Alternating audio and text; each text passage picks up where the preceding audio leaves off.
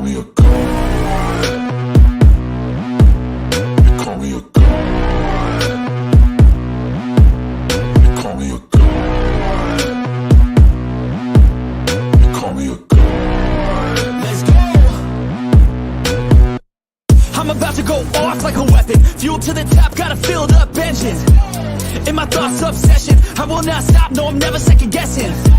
I got a God complex. Haters love to hate, but I never feel pressed. Got a lot on my plate, but I never get stressed. I'll take all the pressure like I'm acing this test. Oh, tear it up like I'm Jason. I see the world like it's ready for the taking. I see this place like a game I'm playing. Straight to the bank to collect my payments. No negotiations, it's my way, I was born impatient. And like a damn Freemason, I'll run this nation. You call me a god. You call me a god. You call me a god. You call me a god. I don't know how to stop, I just go till I drop. Whether it's working or shots, give it all that I got. You can watch me work in my element. Anyone in the way is irrelevant. You wanna cross me, cool, not intelligent. Cause I don't forget shit like an elephant. Go ahead and tempt me, put it on the line and you'll come up empty. If I got time, I'm deadly. Never caught off guard, no, I'm always ready. I got a hand real steady. Look me in the eye and you'll see no hezzy. About to get real messy, I'll put you in a grid 6 feet like Kenny. You call me a god. You call me a god. You call me a god.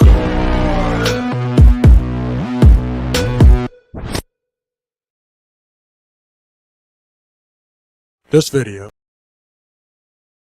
video contains gratuitous use of profanity and uncomfortable pauses to compensate for lack of professionalism and original thought. Viewer discretion advised.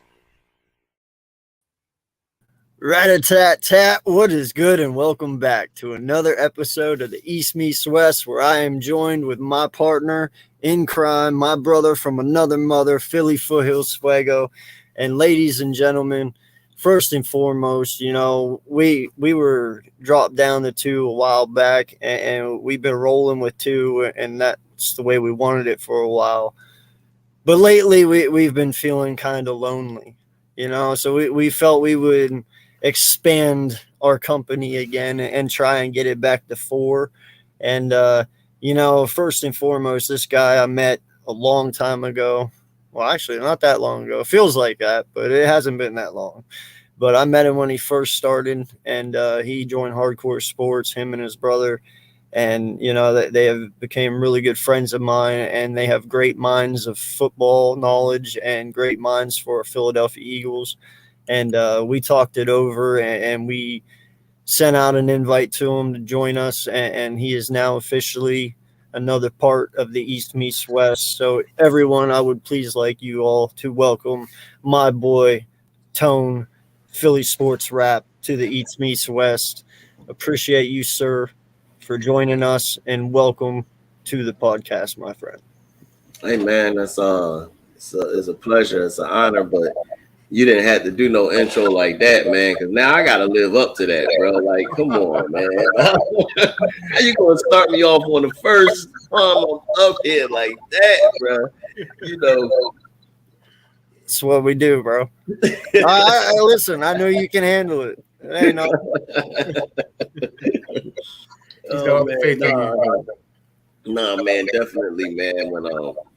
When you ask me, you know what I'm saying, or shucks, and I think Phil Hills even hit me up too, man. But you know, I definitely just had to get some stuff straight. But definitely, I was like, yeah, absolutely, I would do it. I would do it for sure. Just you know how it is, man, juggling life and schedules and things of that nature. But end of the day, I'm just glad I'm here, bro. I'm glad I'm here. Glad to be a part of it, man. And thank y'all.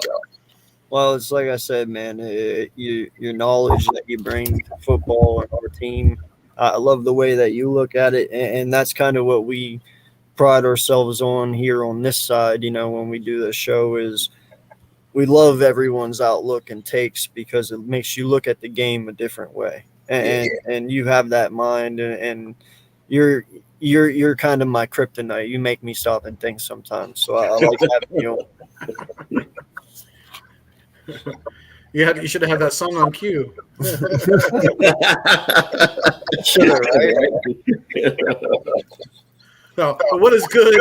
What is going on? And what is cracking, everybody? I am Philly Foothills, and I am back in the nest out west, and another episode of East Meets West with my boy from another mother, my best friend, AK Eagles of the AK Eagles podcast, the founder of the Hardcore Sports Network.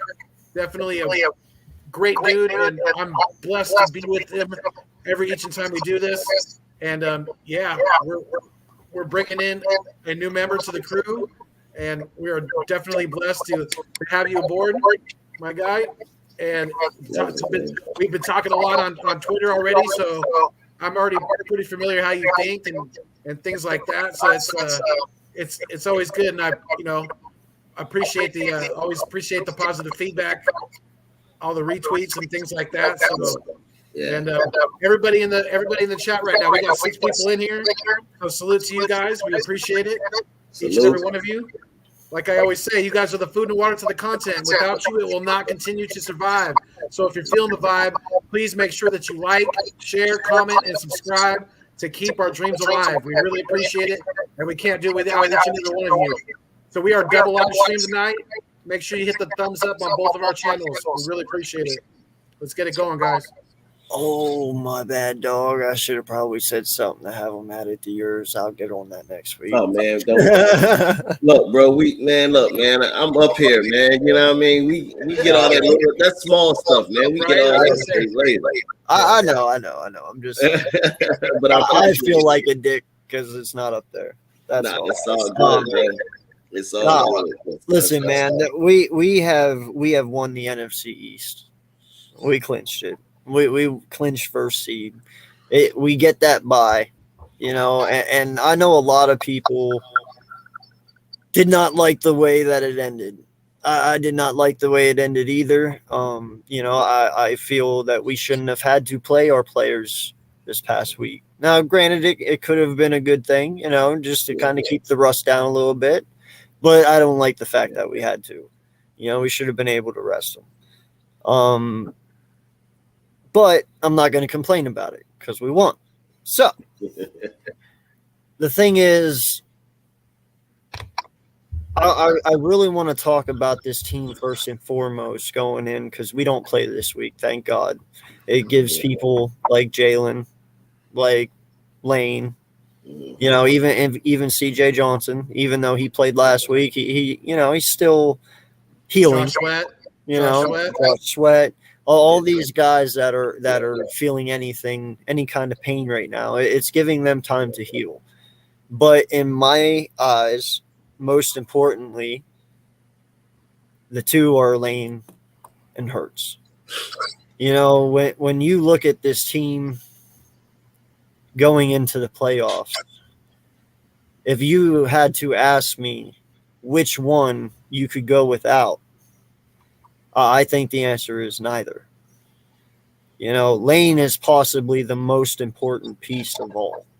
And he doesn't get as much credit as he deserves because we are just used to Lane being Lane. And that is literally the best. Because he is the best tackle in all of football. Argue with me all you want, but he is. He doesn't give up sacks. It's proven. Numbers don't lie. Yeah. Yeah, there is greats. I understand that there is other ones out there that you can sit there and say, "Oh yes, well he's great." No, my left tackle or my right tackle has never given up a sack in 200 and what is it now? 67 snaps. Man, he's over 1,000 snaps. I know that, man, and he is not giving. Just put it this way, he ain't gave up one this year at all. And it's going all the way back to last year. It's ridiculous, man. It's ridiculous, and I don't. My thing is if they're playing, I give this team. No one can beat them. if they are now, here's my question though: them playing, is it enough, or do they have to be 100%? Is an 80% Lane and an 80% Jalen enough to get the job done, or do they need to be 100%? I'll say That's a good question. it's a good question.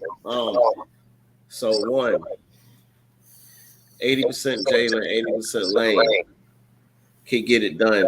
The coaches is getting the job done 100%. Because I feel like if we faltered or fell short for some reason this playoffs, I really honestly think it's going to be because of the coaches.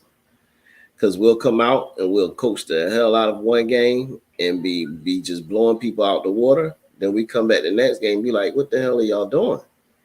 I don't understand what's your game plan. So if they're going to be at 80%, we need the coaches at 100%. If they're 100%, coaches might have a little room for error. So that's my answer. Yeah, I mean, I think 80% Lane is definitely still better than Driscoll. So, the other part of that to me, that's a big issue to me going into this playoffs with Jalen being 80%. So if Jalen's at 80%, that really the big factor to me there is, are they going to play him like they just played him? Are they going to try to protect him and not run him?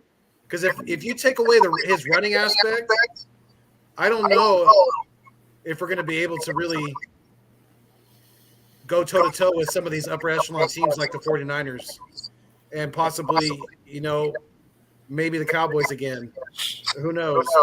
Now you hit on a valid point there, okay? And I will not lie. This past weekend when we played the Giants, this offense looked stale. It did. Now, granted, that might have been a lot to do with game plan. I think they knew because of, like for instance, I think they knew that their backups were going to play, so they didn't have to play as hard. They feel they didn't have to. Even the Giants gave us way bigger shock than what we were expecting. You know what I'm saying? Right. Because a lot of people think that we definitely vanilla down the offense, and didn't really run. We ran very basic plays against the Giants this past weekend. Yes, and we did, bro. Like Jalen, you could tell they were not trying to run him. The only time he was running is when he was just trying to escape pressure, and he had to go. You could tell the limitations were on that day. Now that's the thing. I would say that Jalen was at 80% when he played in that Giants game. I'm not saying he's at 80 now, but how much more time he needs to heal it completely to be 100, I don't know what that number will be come time to play. He might only be at 95. 95 is perfect. I'm fine with that. Because that's damn near no limitations whatsoever. Right. Correct. I don't think he'll ever get. And again, I could be wrong. I hope I'm wrong. But I'm like you. I think he'll get to 90, 95. I don't think he'll be 100% the rest of this year because I don't see them going in. I think he'll get closer to that 90% by the time we play, if he's not already there at 90%. But I don't see them holding the reins back because of what's on the line, because there's no next week. You don't have next week. So if you're going to go out, you don't want to go out saying, oh, we should have did this or we should have did that with Jalen or gave it a shot. You go out there, you give it a bang. But he still don't have to run as much. You got running backs. We need to find ways to incorporate the backs more. And the one thing I do like that kind of lets me know, all right, Jalen is like, all right, I got to do something a little bit different.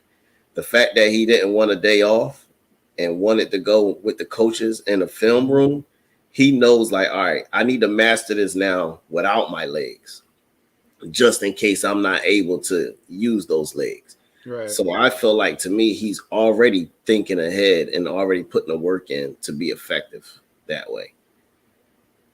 Yeah. I definitely I have a theory that that Jalen and the whole, because they're keeping it on such hush hush about, you know, the status of his shoulder, things like that. I think they're almost using that to their advantage. I think they're almost he wasn't as hurting as bad against the Giants as they're portraying. You know, they're putting a little more seasoning in the sauce, if you know what I mean. I can see that. You know, if teams are kind of gauging for him to be at 80, 85%, 90 maybe at the best, and he's better than that, then that could definitely play to our advantage. Because if we come out and in these playoffs and just go bananas like we did this season against most of our opponents, then that's definitely going to tell the story. But I think you're definitely right.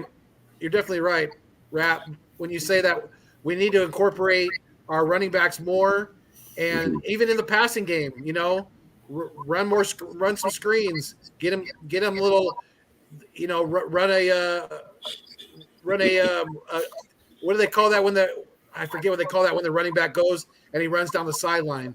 Oh, the wheel routes. Wheel route. Yes, thank you. Yeah. Thank you. Yes. Yep. Yeah, I agree. Well, listen, man. Okay, let's just say Nick was being real. Well, let's say Jalen was feeling like he said he was. Mm-hmm. How many yards did he have? 299, right? Last game. Yeah, he had one interception, but you know, it is what it is. But 299, if he was in that much pain, that's pretty damn good for being in pain. You know what I mean? Like the kid looked good throwing the football. Yeah. And that's what I'm saying. Like, it's really hard for me to sit here and say even Jalen at 80% can't run this offense. Now, granted, am I worried that at 80%, if he runs this offense to full capacity next week and he's hurt like they say he is, he's probably in more danger of being hurt because it's going to get he's going to get lit up. Like, let's not lie. That's part of Jalen being Jalen. That's part of his duty as the quarterback when he takes those runs. Sometimes he takes hits that other quarterbacks can't take, but he's built to take them. Yeah. You know, he's going to get banged up. It's going to happen, you know, so, but I still feel at 80%, he's more than capable of winning it. Absolutely. Yeah, absolutely. I believe that, though. I definitely believe that. I'd rather see him at 80 than see Gardner Minshew. Absolutely. Don't get me started on him, man. I'd rather see Jalen with one arm out there than Gardner Minshew. Yeah. No, but I mean, I think Lane Johnson's going to be a big factor too. Yes. You know. Yep. Even if he's at 80%, like I said, I think that's still better than Driscoll. Yeah, I'll take that any day of the week. Yeah, because we're gonna need. It's been proven we don't. We just win more games with Lane Johnson. Period. Yes, we do. Well, and that's because he never lets you sack him. Right. Like, you know, you win games whenever your quarterback can stand up and deliver the ball. You lose games when your quarterback spends it on his back. Yeah, we've seen that. True.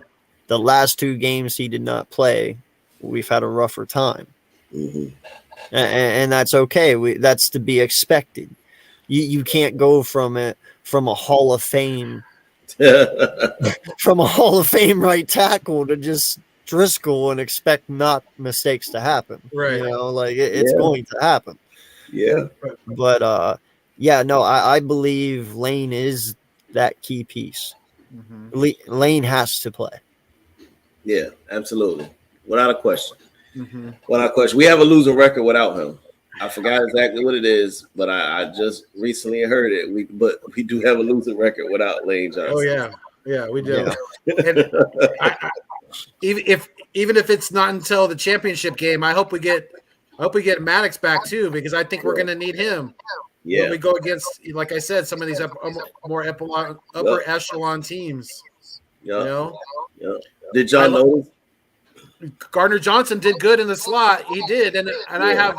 I have some pretty good faith in Blankenship because Blankenship's been playing good as well. He's been playing pretty solidly. But I would love to have CJ back at the safety spot and have Maddox in the slot, because that's just, I mean, to me, that's the defense that's going to win us the championship right there. Is there any word? Is he going to be back next week? Maddox? It's in the air still, man. It's in the air still. And, last I heard, he's day to day. But they did not. I'm sorry if I'm Maddox, bro. You're not keeping me out of this game. I'm telling you, tape that son of a bitch together. Shoot it up. And do it. Give me the best Aleve or Tylenol you got and get me in that game. You don't need more than some Aleve or you are Tylenol, not man. keeping me out. You're going to need a cortisone shot in that toe. Yeah, he fractured that joker. He going to need way more than some Aleve or Tylenol. I know, man. I'm just saying. Did he fracture it? Because I never even they just said it was a toe injury. I never heard any. No. Where did I hear it on? It was either on Inside the Birds. I think it was Inside the Birds. With Jeff Mosher and Adam Kaplan. Okay. And it was supposed to be some tendon damage, and he had a little fracture in there as well. Oh wow! Damn. But but Philly did not put him on IR because then he wouldn't have been able to come back, because they said he actually has to miss 4 games. It's not 4 weeks; it's 4 actual games. So that would have messed him up from the Super Bowl and everything. Yeah. So, the way they look at it is, even if he don't come back until the Super Bowl, hey, at least they got him for the most important game, so they didn't put him on IR.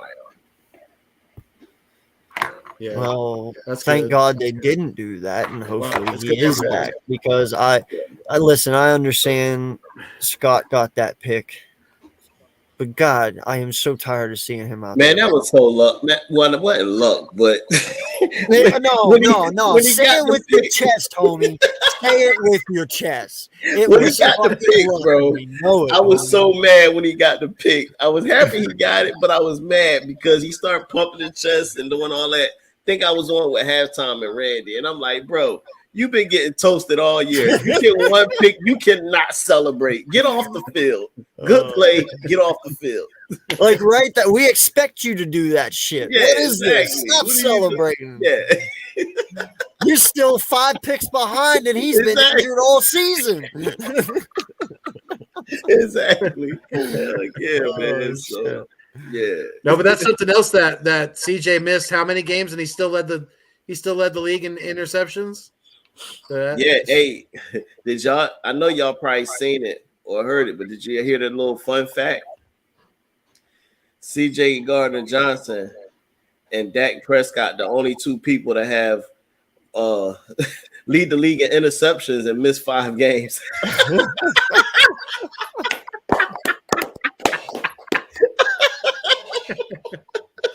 That's a great one right there. Yeah. I love that. I said, wow. Yo, I think this week, whenever they do the Tampa Bay Dallas game, instead of how many touchdowns does Dak throw, it's how many interceptions does he throw. Yeah. And is one of those a pick 6? Yeah, right. Oh, bro, if you're throwing a pick 6 to Washington, they're definitely getting a pick 6. Oh yeah, right. Oh yeah.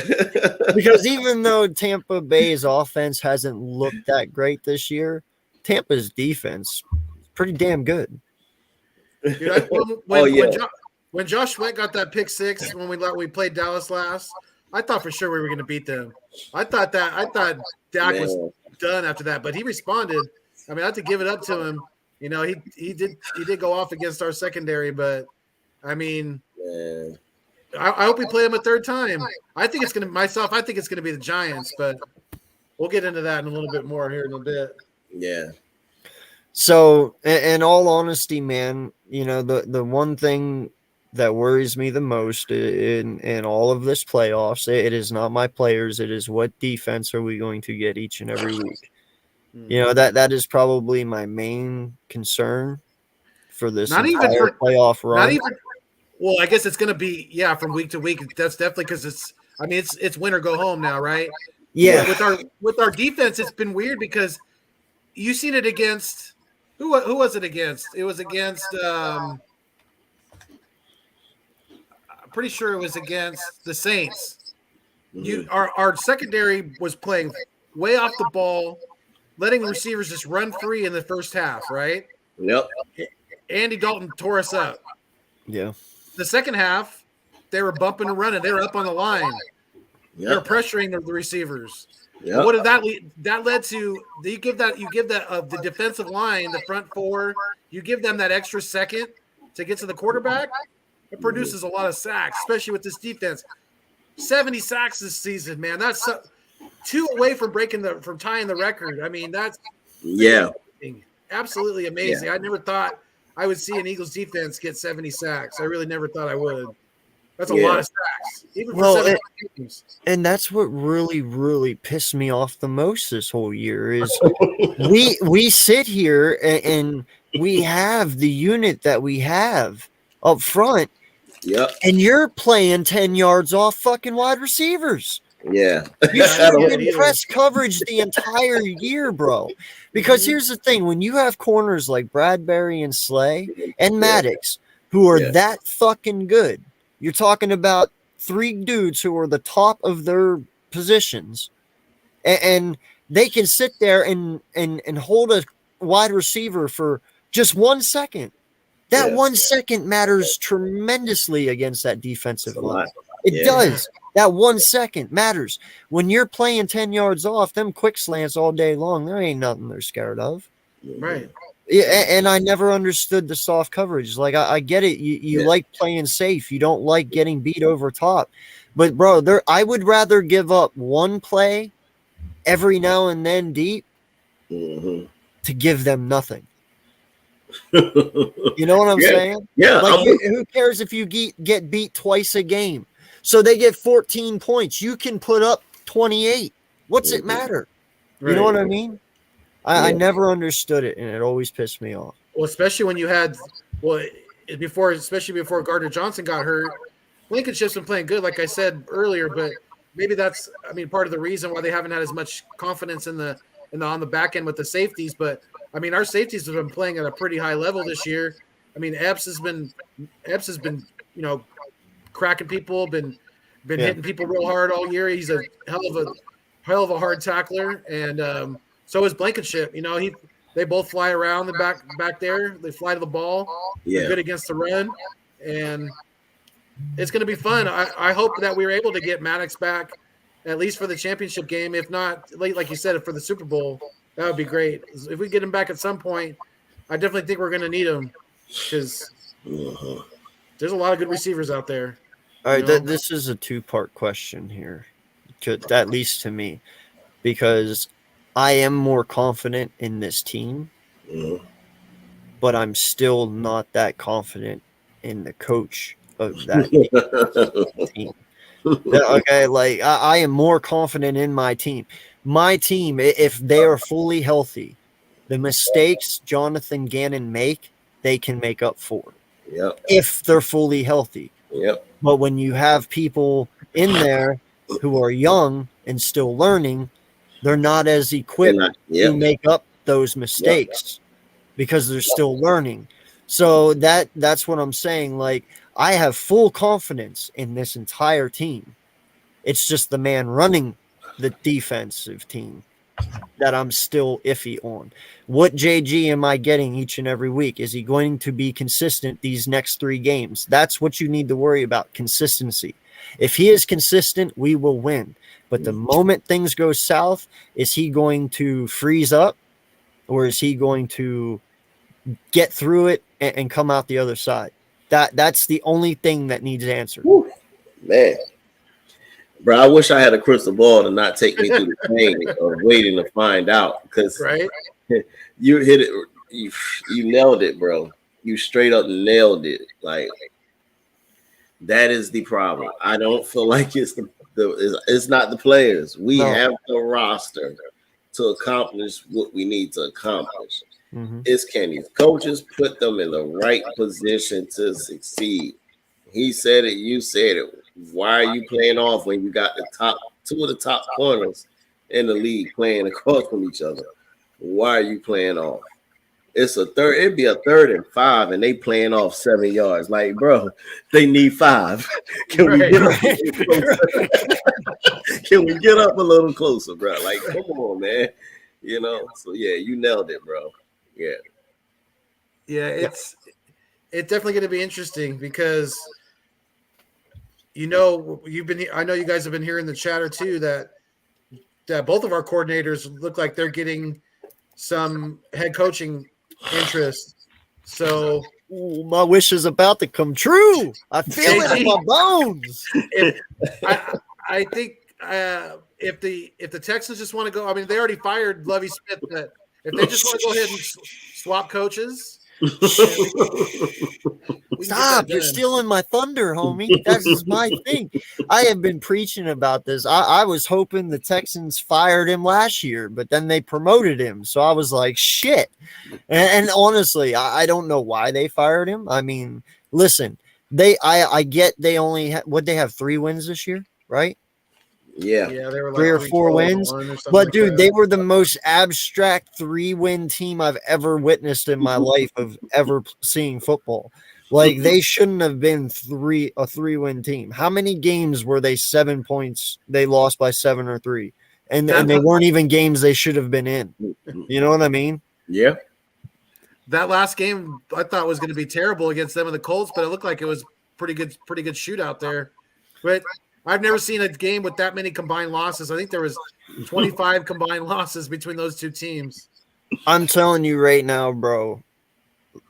Lovie Smith to Philadelphia will make us the most deadliest defense in all of football.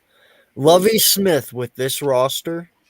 I'm telling you right now, if we had Lovie Smith as our D coordinator right now, I'd be like, y'all can eat my fucking dust. I'm that confident in Lovie Smith. And you guys know what I'm talking about. I'm glad you said dust. Yeah, I know. Exactly. But you guys know what I'm talking about because you've been around like I have. Some of these younger kids who are like 14, 15, they're probably like, who's Lovie Smith?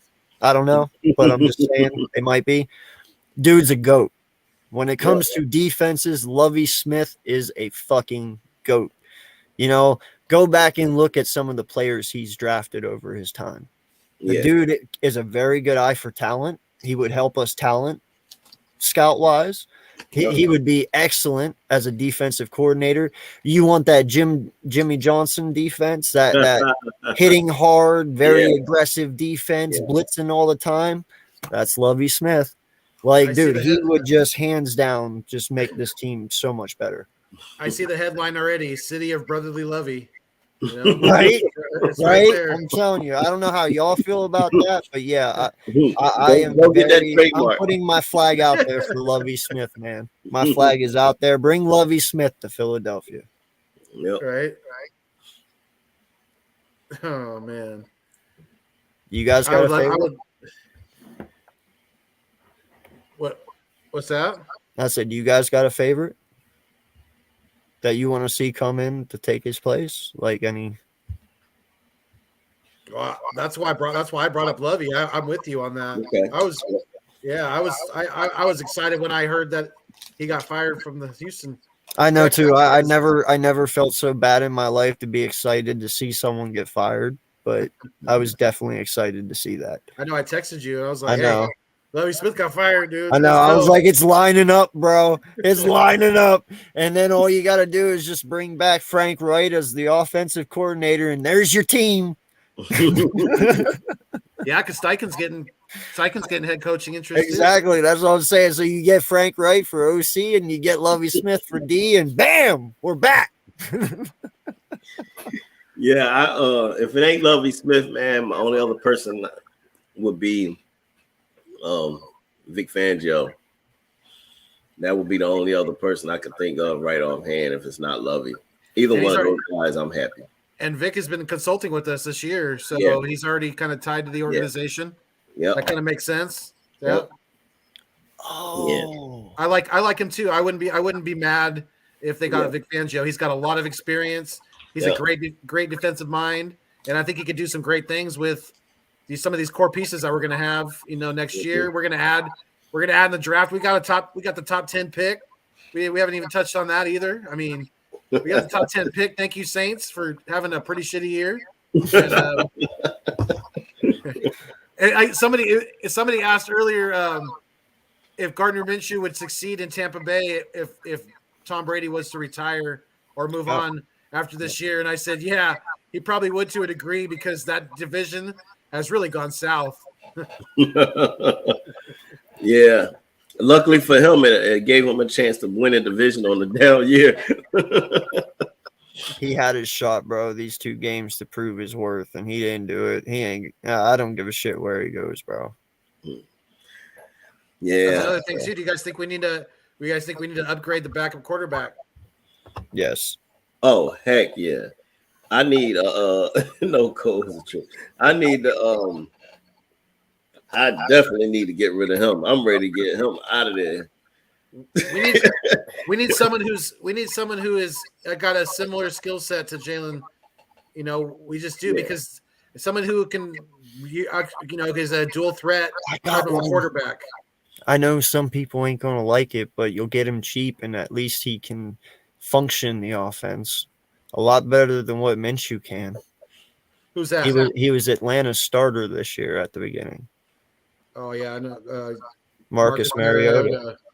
I like that backup. Yeah, I'm just talking as in a backup. Like whenever you bring him in, I'm not expecting him to do a Nick Foles thing. Like I'm just talking as a mobile functioning quarterback, and someone who could at least attempt to run the RPO system. Mariota, it's not a bad choice.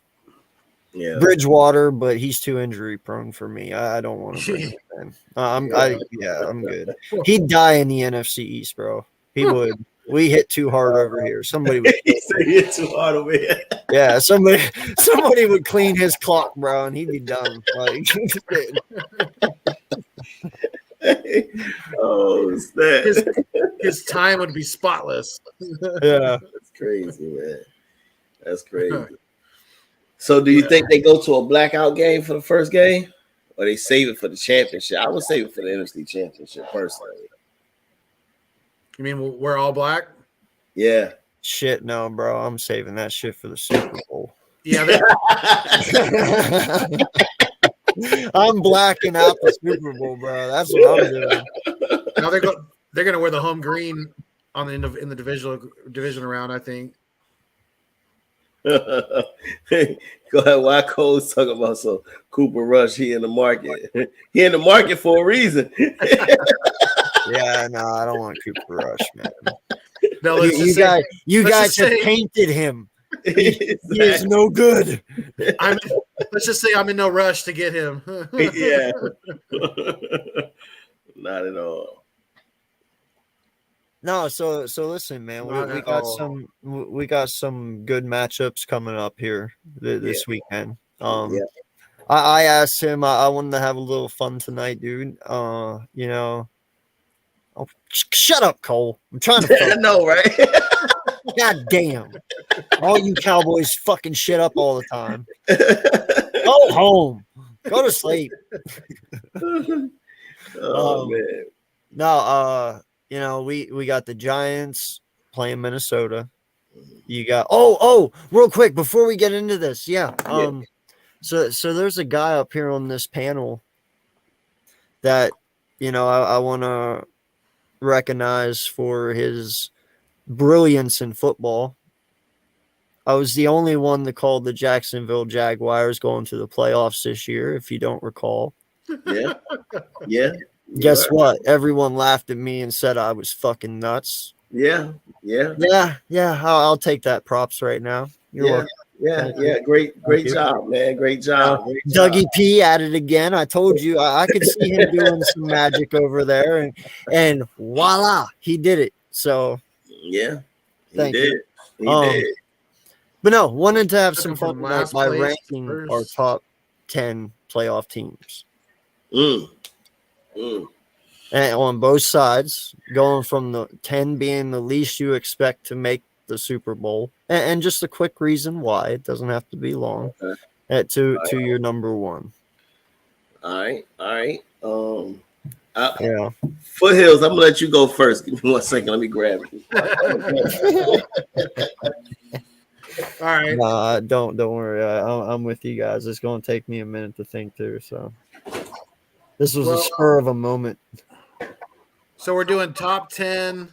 Your What top are we doing? 10 power rankings for right the now, playoffs. going into the playoffs. Top 10. Okay. Just start at 10. We'll all do 10, then we'll do 9, and then so forth. All right, let's go. All right. So 10 will be the worst. 10 will be the worst. Okay.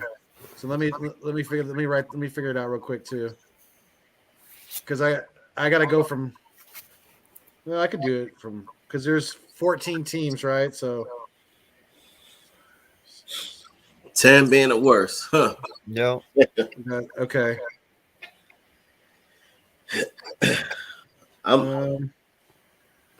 You doing both sides? You can, yeah, both sides. Yeah. Choose AFC, NFC East. All right. So real quick, I'll read through them for Go you ahead. real fast. You got the Bills, the Dolphins, the Bengals, the Ravens, the Jacksonville Jaguars, the Chargers. You got the 49ers, the Seahawks, the Minnesota Vikings, the Giants, Tampa, and Dallas, with us and Kansas City on a bye. Okay. Let's see. 1, 2, 3, 6, 4.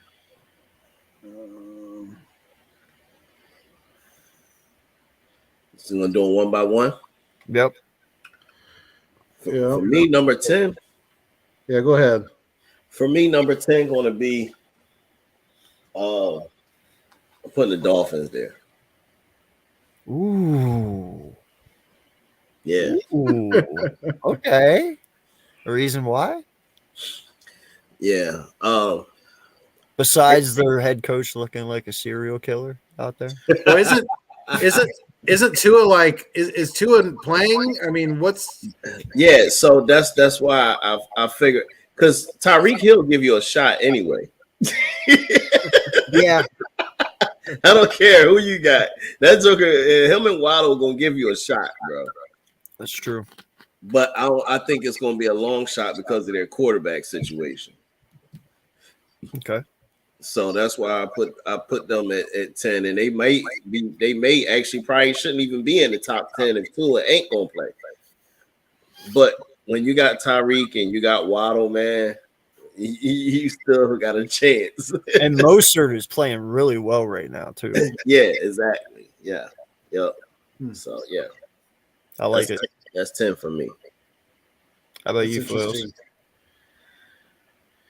I mean, I totally see your train of thought there.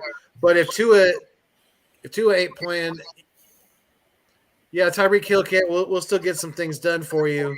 Mm-hmm. But I think I would definitely. I don't think Miami would make my top 10. I think 10 for me would be Seattle.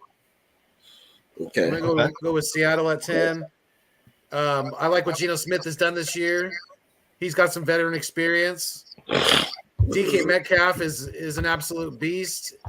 Yeah, their defense has kind of been hit and miss this year, but they also have a head coach with a lot of playoff experience, with Super Bowl, with a Super Bowl championship. So, yeah, I got Seattle at my 10. All right.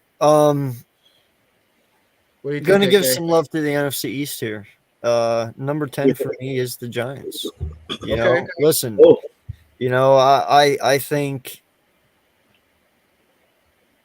that this team has accomplished a lot by doing what they've done this year, considering the fact that none of us thought that they would be in the playoffs.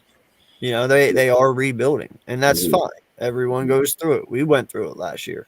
But in all honesty, their team this year is kind of emulating what our team was last year.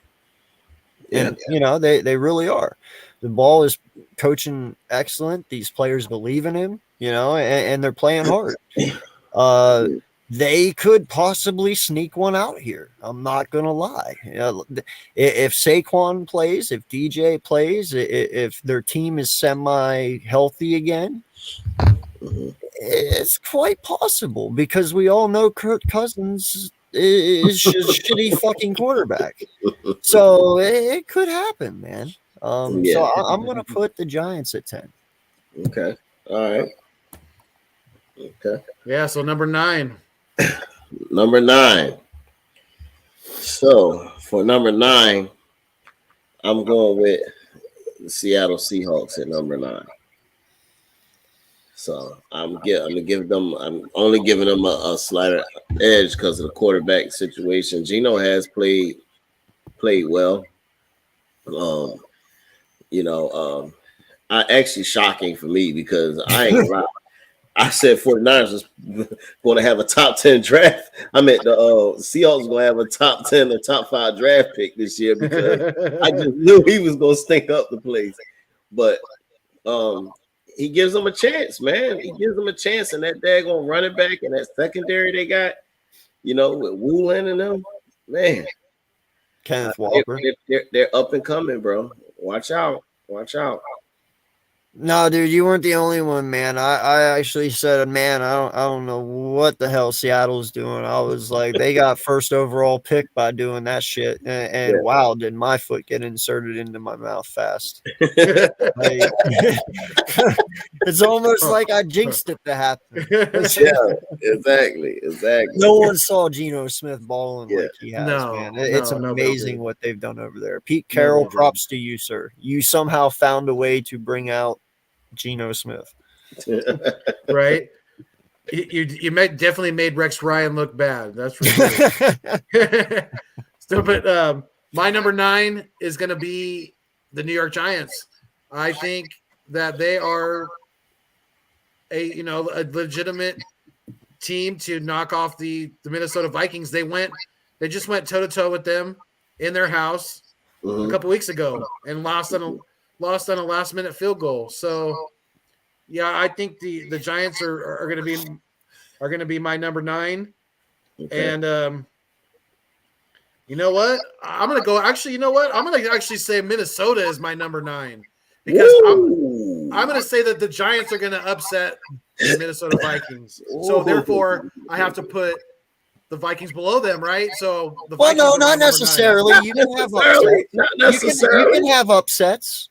Okay, they might roster wise be better, right. but I'll keep the Giants at 9. Yeah, that's okay. I have respect for the record for the Minnesota Vikings. Okay, that's fine.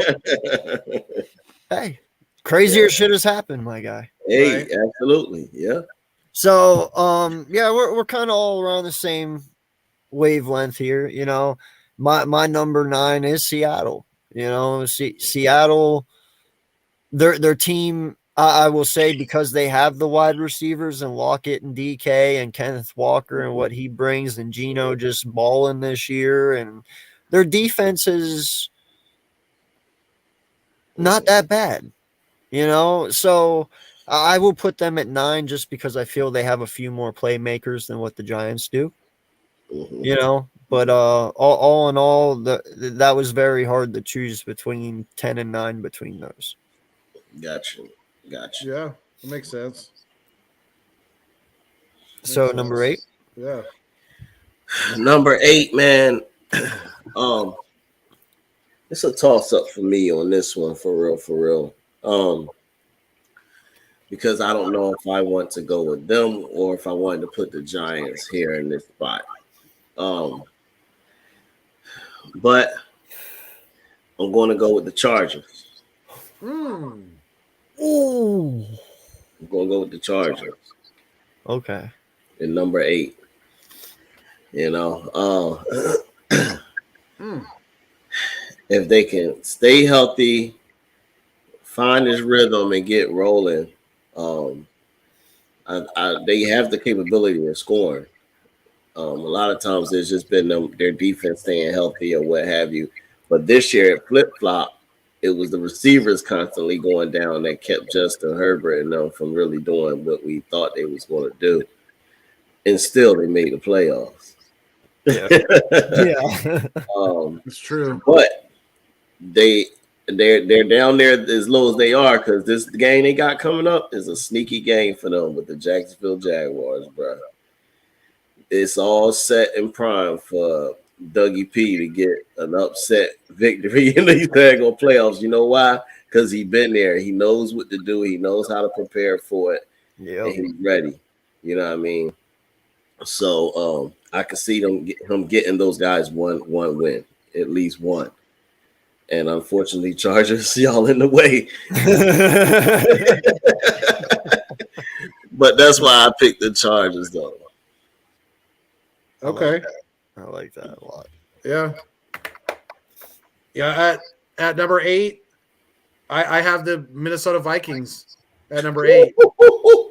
I know that's pretty low for the Vikings, but I have zero. Actually, I have negative faith in Kirk Cousins, and I have even less faith in that defense. Their defensive coordinator is terrible. The defense has been pretty shitty the majority of the year. So that's why I have the Minnesota Vikings at number 8. Because, again, like I said, I think the Giants are going to go in there and upset them this weekend. Dude, do you know how many Minnesota Miracles they had this year? No, like they had. I was going to say, man, they had a lot because they at least had 5. There Even was if they many were games they should have lost, but they ended up squeaking by. Yeah. Even if they were a cat, they would still be dead. That's how many they had. Yeah. No, and that's what I'm saying, man. So I love that. Even still, I'm not going to put them that low because of the record. Like, I will respect the record, but I think I got foothills hating Kirk Cousins as much as I do now because I just talk so bad about Kirk, man. Like, to me, that was a slap in Casey Keenum's face. Curry said, "I got something for you, homie." Casey Keenum takes you all the way to the championship game, and he takes you 12-4 with that team that Kirk Cousins has for the most part, and Kurt has never got you back there, and you paid the man $84 million guaranteed. Like, shame on you. Kirk Cousins to me is this generation's Sam Bradford. Like, just stole a shit ton of money for nothing. Yeah. Yep. So I love that one. We're on 8, right? Yeah. Yeah. Okay. Number 8 for me. See, this one's hard too because me and Rap are right there with one another, man. I either am putting the Chargers here or I'm putting Jacksonville here. Oh, okay. Wow. Listen, Jacksonville right now, I would not want to be the Chargers playing them. Like Rap said, first and foremost, us as Eagle fans, we know Doug Peterson can motivate a fucking team. Yeah. Oh, yeah. Okay. If they were a little more experienced, they would have beat us earlier this year. They jumped out on us 14-9. Yeah. So, and that is this team now is not that team we played then. They're completely different at this point. Yeah. They are playing really, really, really good right now. Really good. And a lot of that, 90% of that is because of Doug. Dougie P has that team balling right now. Yeah. And that's interesting. I'm going to go. So who are you going with? I don't know. I'm going to go with the Chargers, man. History has shown me many, many times, because especially with Phillip Rivers dating back long, long ago when the dinosaurs roamed the planet, Phillip Rivers should have, he was a disappointment. Like, I'm going to be straight up. He should have won with the Chargers. He should have. He's had a lot of talent around him, man. They did nothing with it. And I've always wondered, is Herbert going to fall in that realm? Is he going to have all the talent like Phillip did and do nothing with it because the Chargers failed him? I don't know if that is something that the Chargers franchise is going to get over. So right now, Chargers 8. Okay. All right. So but their number team 7. is more talented than Jacksonville. Understood. I agree. Okay. Yeah, so number 7. Number 7 for me. I'm going with Baltimore Ravens. I'm going Now, a with lot the of that's Ravens. going to depend on Jackson, right? Obviously. Correct. Because I don't feel like they doing anything without Jackson. So I gave him the benefit of the doubt by putting him in the top 10 that he'll come and, at least make it interesting. So we'll see. Yeah. But, so that's why I put the Ravens there at number 7. Okay. Can I ask a legit question here real quick? Yeah. And I'm not trying to be funny, but Yeah. I swear to God, I've asked this question for 2 weeks now. How the fuck does Baltimore keep finding Lamar Jacksons? Have you noticed? Am I the only one who has seen this? Like, this is the third guy they're going through, and he literally plays the same way as Lamar Jackson and Huntley. Where do they find these guys? They're not getting the production, though. No, they're not anywhere near Jackson's talent. But the fact is, though, they're not slow. They're very fast. They can orchestrate the offense the same way. But it's like they found 3 Lamar Jacksons, and it's like, that is crazy. They didn't want to tweak their offense. They're like, hey, if we get injuries, we'll just be able to plug and play. Yeah. I just didn't know there was 2 other dudes that fast like him out there. Like, in all honesty, I guess they go after fast quarterbacks because that's what their offense is designed around a lot is him. So, dude, and I'm not gonna lie, there was times I looked at Huntley while he was playing, and I was like, "Is that Lamar?" And then he does something stupid, and it's like, "No, that's not Lamar." So the way it sits right now, I mean, if Baltimore would make my list if I had a better feeling that Lamar Jackson was going to play, because from what I've heard, he still isn't even practicing. So, and it's a knee with him. If it was an upper body injury, I would be a little more comfortable because he can still run. But if he ain't got his wheels, he ain't got his skills. So yeah, but bro, he almost has to be playing though. Like, his money is on the line. This is his year. They don't make my list until he does. So at 7, I know. Yeah. At 7, I have the Chargers. That's where I have the Chargers. I think Justin Herbert has done a pretty amazing job with the amount of injuries that they've had this year. And the only reason I have them ahead of the next team on my list is only because of coaching experience with the next teams compared to the Chargers. So I think the Chargers are pretty comfortable with them at number 7. Okay. All right. Yep.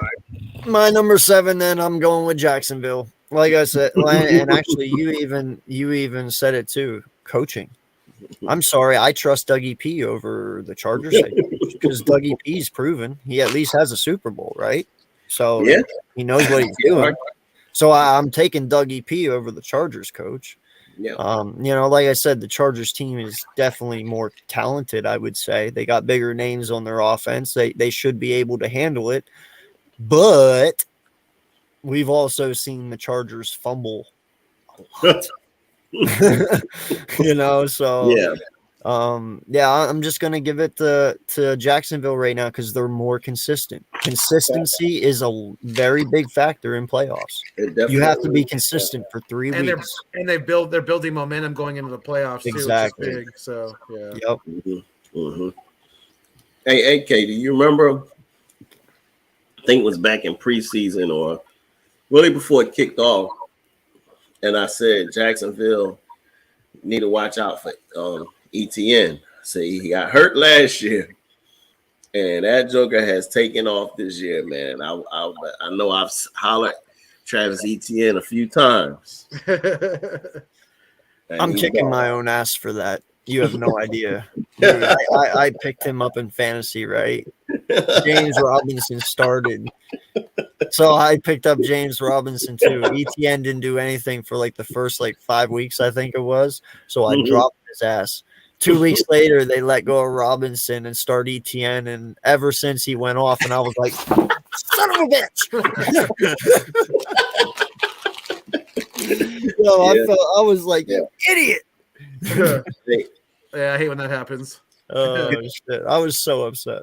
Yeah. So who you got at 6, man? Yeah, no, I was just saying, like, yeah, because he definitely been going off. He's been going off. He's been hot, man, running that ball. Yeah, yes. Yep.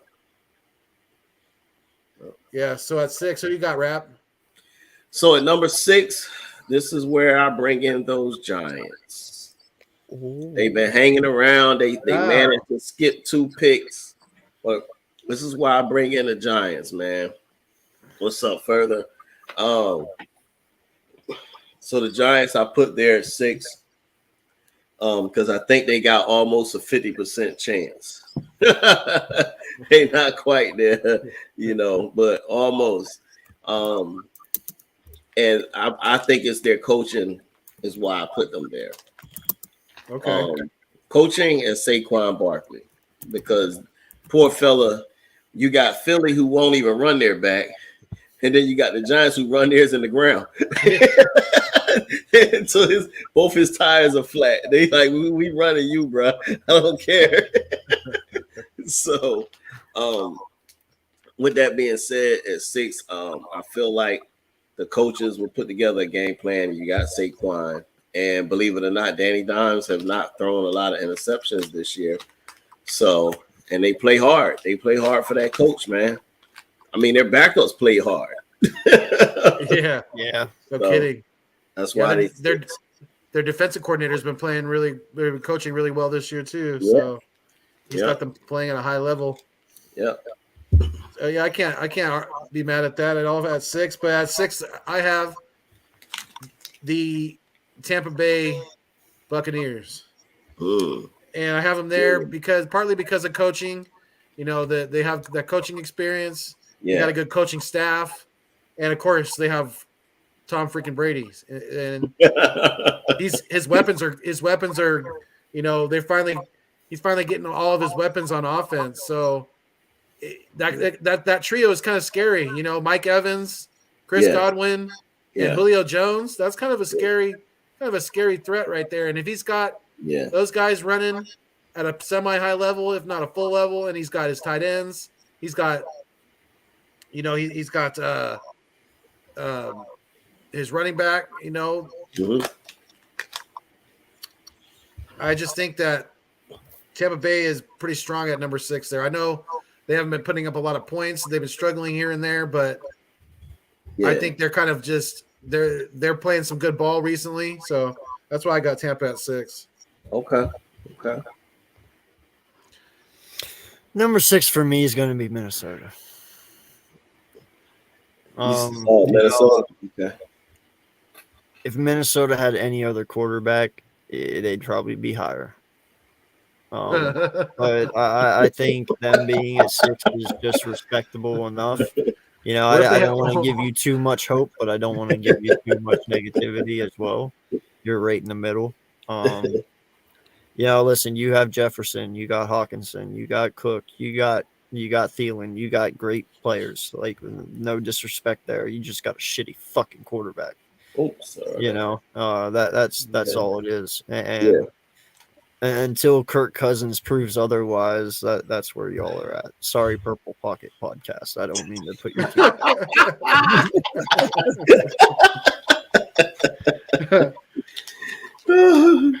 All right. We're halfway through now. Yeah. Hey, further, are you on here, buddy? Are you still in here? Go ahead. What are we on? 5? 5. Yep. Yeah. Number 5. Boy, this is when it gets a little dicey, man. It gets a little dicey because now you're saying like they're trending upwards to having that possibility of winning it.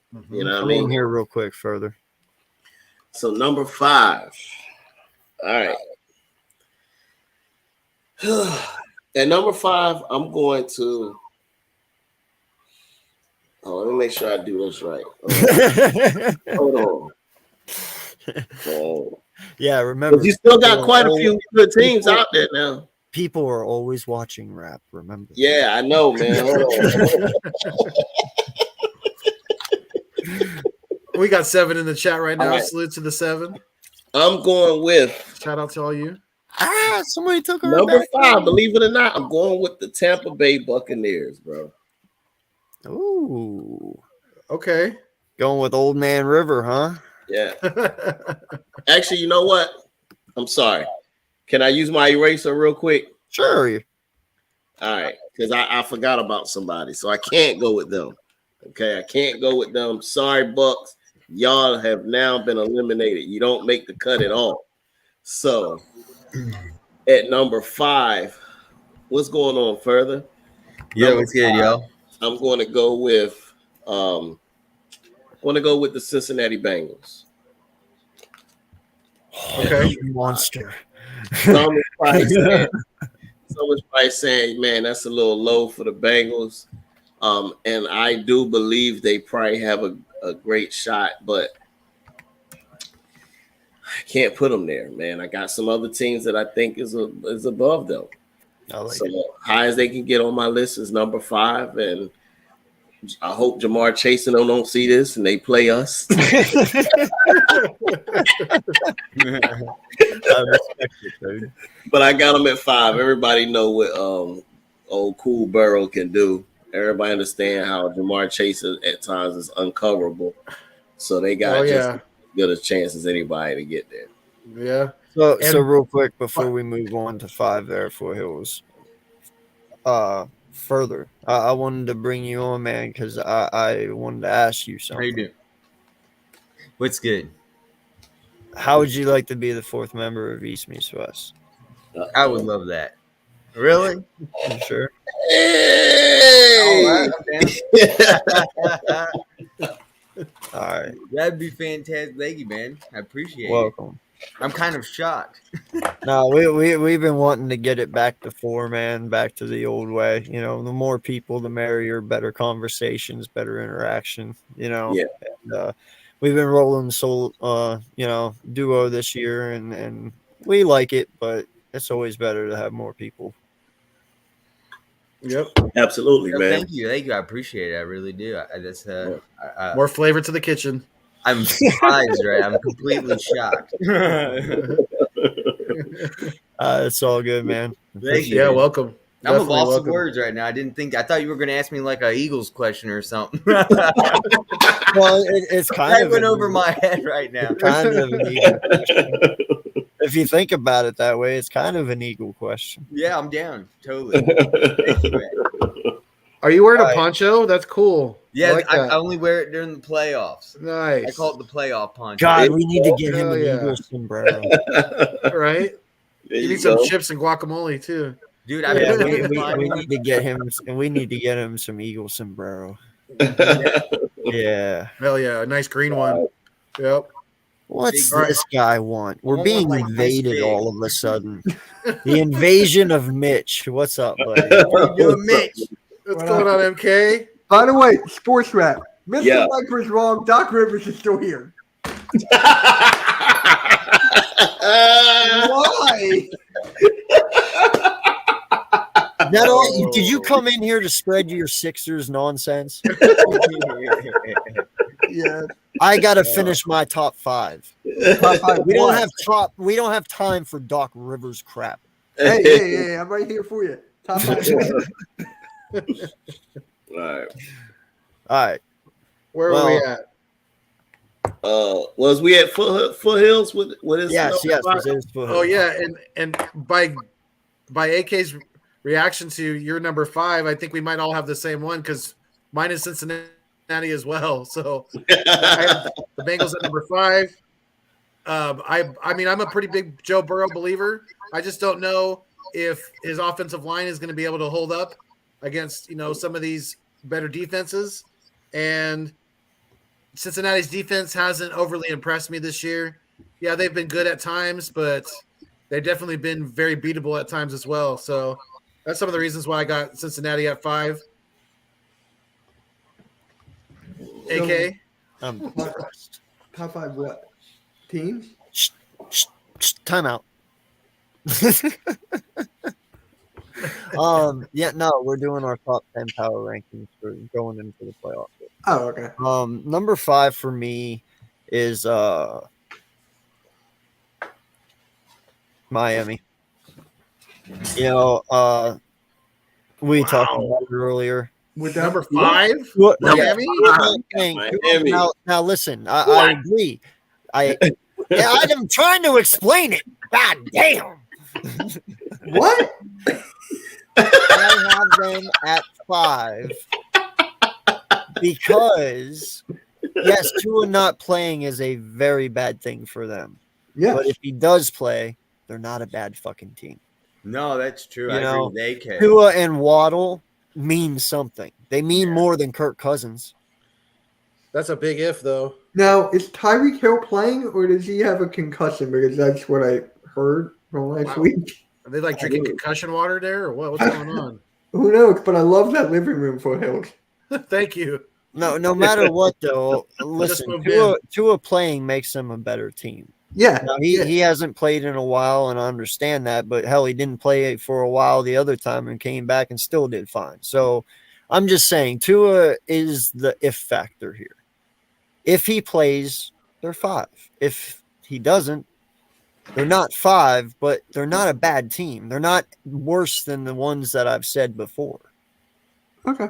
You know, they're not. They're just missing their quarterback because he can't seem to keep his head on right. Okay. Okay. I get it. So how are we going to do this here? Are we just going to have them start at their 5, do their top 5, or what? Yeah, go do your 5. Who's your number 5 in out of these teams for the playoffs? Who's your top 5? Just the best teams in general? Start with your 5th. Who has your 5th best chance? Out of all the Super teams Bowl? in the playoffs, who is your 5 power rating? Who's your number 5? Yep. All right. AM, who's yours? I gotta think about that just in a second. Put me on this point. Hold on. Though. He goes, AM, who's yours? Top 5 on both sides, AFC Yep, and NFC. yep. You can have it either side. Mhm. Oh, either. Okay. Either Then I'm going Bengals. That's what I was gonna. So you all went Bengals, but You ask him what his is, and then you say yours. so you all went Bengals, but me. Awesome. Everybody's going Bengals. Actually, no. I'm gonna go. I'm gonna go Vikings. Ooh. I'm gonna change it. I'm gonna go That's Vikings. be a good one. Explain gonna yourself, say- sir. Explain yourself. Okay, because I want Bengals to be number 4. That's a pretty good fucking No, answer. but why? I think Why the are you Bengals putting are the a little Vikings bit so better high? than what they think. I think the Bengals are a little bit better than what we're seeing. Joe Burrow is really good quarterback, and he's showing promise. I think he could get it done again this year. I really think he's going to be a threat in the playoffs. Listen, dog. I just invited you to East Meets West. You're not supposed to be stealing my thunder this quick. You realize this, right? Now,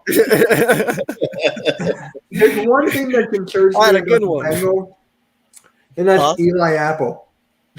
What? Eli Apple. What about him? He concerns me on the Bengals. He's going to get He burnt. was there again. last year and they made it. I know, but it's still Eli Apple. Yeah, well, either he'll figure it out and they'll prevail, or he'll not figure it out and they'll fucking lose. MK, what do you call it when he gets an interception? What? An apple turnover. I'm done. Come on. Really? Hold on, I got to. There you go. I don't even know where to go from there. There's only one place to go. That's up. All right, number 4, Mitch, you start. Okay. Vikings. What? Vikings. Do you have a reason for that? Yeah. You know the quarterback is Kirk Cousins, right? Yeah. Okay. I know that. But I think Justin Jefferson and the defense can still hold up. He can't throw the ball to himself. I know. I know that. Well, I mean, he could. He might be. I mean, probably can.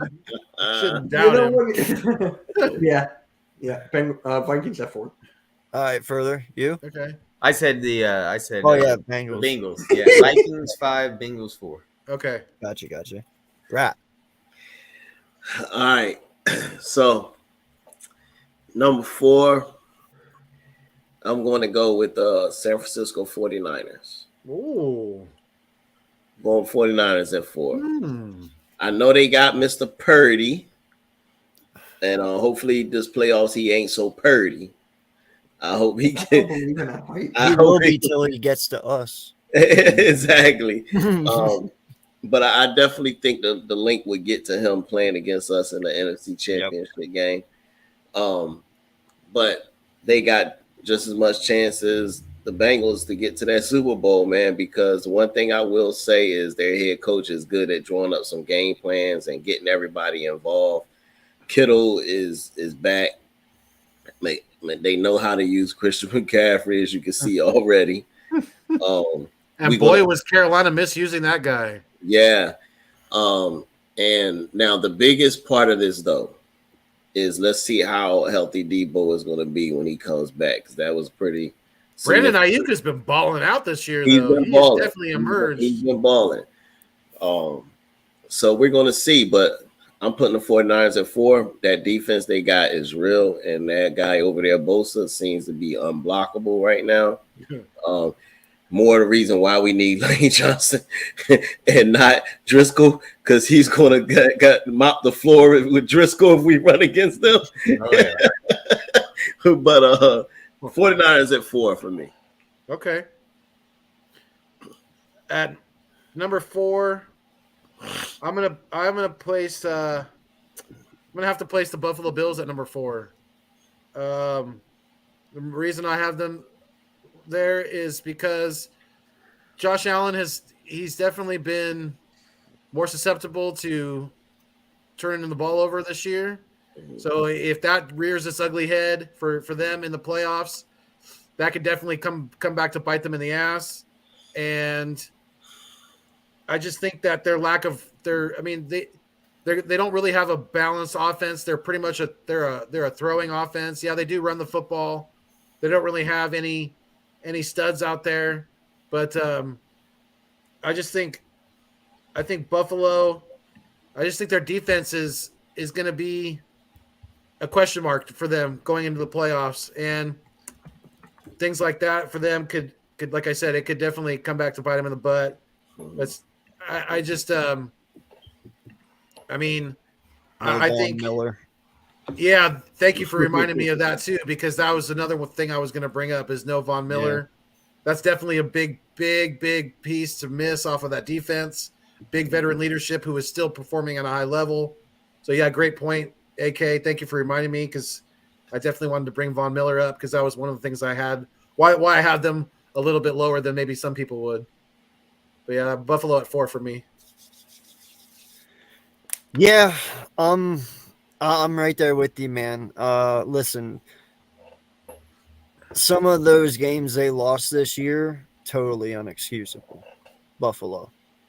You know, they could have had a better record than what they had. But even Josh Allen said it himself. Shitty QB play at times. He put it on himself. Now, times it wasn't his fault. Other times it was. But there was games they should have won that they didn't. And with Von Miller being out, that is a major, major loss. That is the reason Buffalo went out and got him for the Super Bowl run, because they know what dynamic he brings to that defensive front, and they don't have that anymore. So I'm putting Buffalo at 4. They're still really good, though. It's interesting. Right. I'm interested to see if anyone's going to mention another division rival, which none of us have said yet. But let's go ahead, keep going, MK. We're on number 3 now. Yeah. Don't sound like they're making the cut. They should be used to coming up short. Yeah. All right, yeah. I got the Bills 3. I got the Buffalo Bills 3. Okay. You know that everything with DeMar Hamlin, they're going to try to push it to the best they can, just to play for that. So I got them at 3. Wouldn't that be something if they make it to the Super Bowl and he was able to play in the Super Bowl? That'd be something else. That'd be against us too. Oh. Mm, mm, Everyone will want us to lose. mm. Hey, if we win, I'm sure Jeffrey Lurie would still be donating to his toy drive, so it don't matter. Further, who do you got at 3? All right, so I did the Vikings at 5. I did the Bengals at 4. And for 3, I'm doing the 49ers. I think that they're a stronger team, especially in the postseason. Watch out. They got that Levi home field advantage. It's a hard stadium to get a victory out of if you're an opposing team. I really do think the 49ers have a real good chance to make Super Bowl this season. I'm putting them at number 3. All right. Can't be mad at it. Rat, what do you think? Number 3. Who's 3 on your list? Yeah, number 3.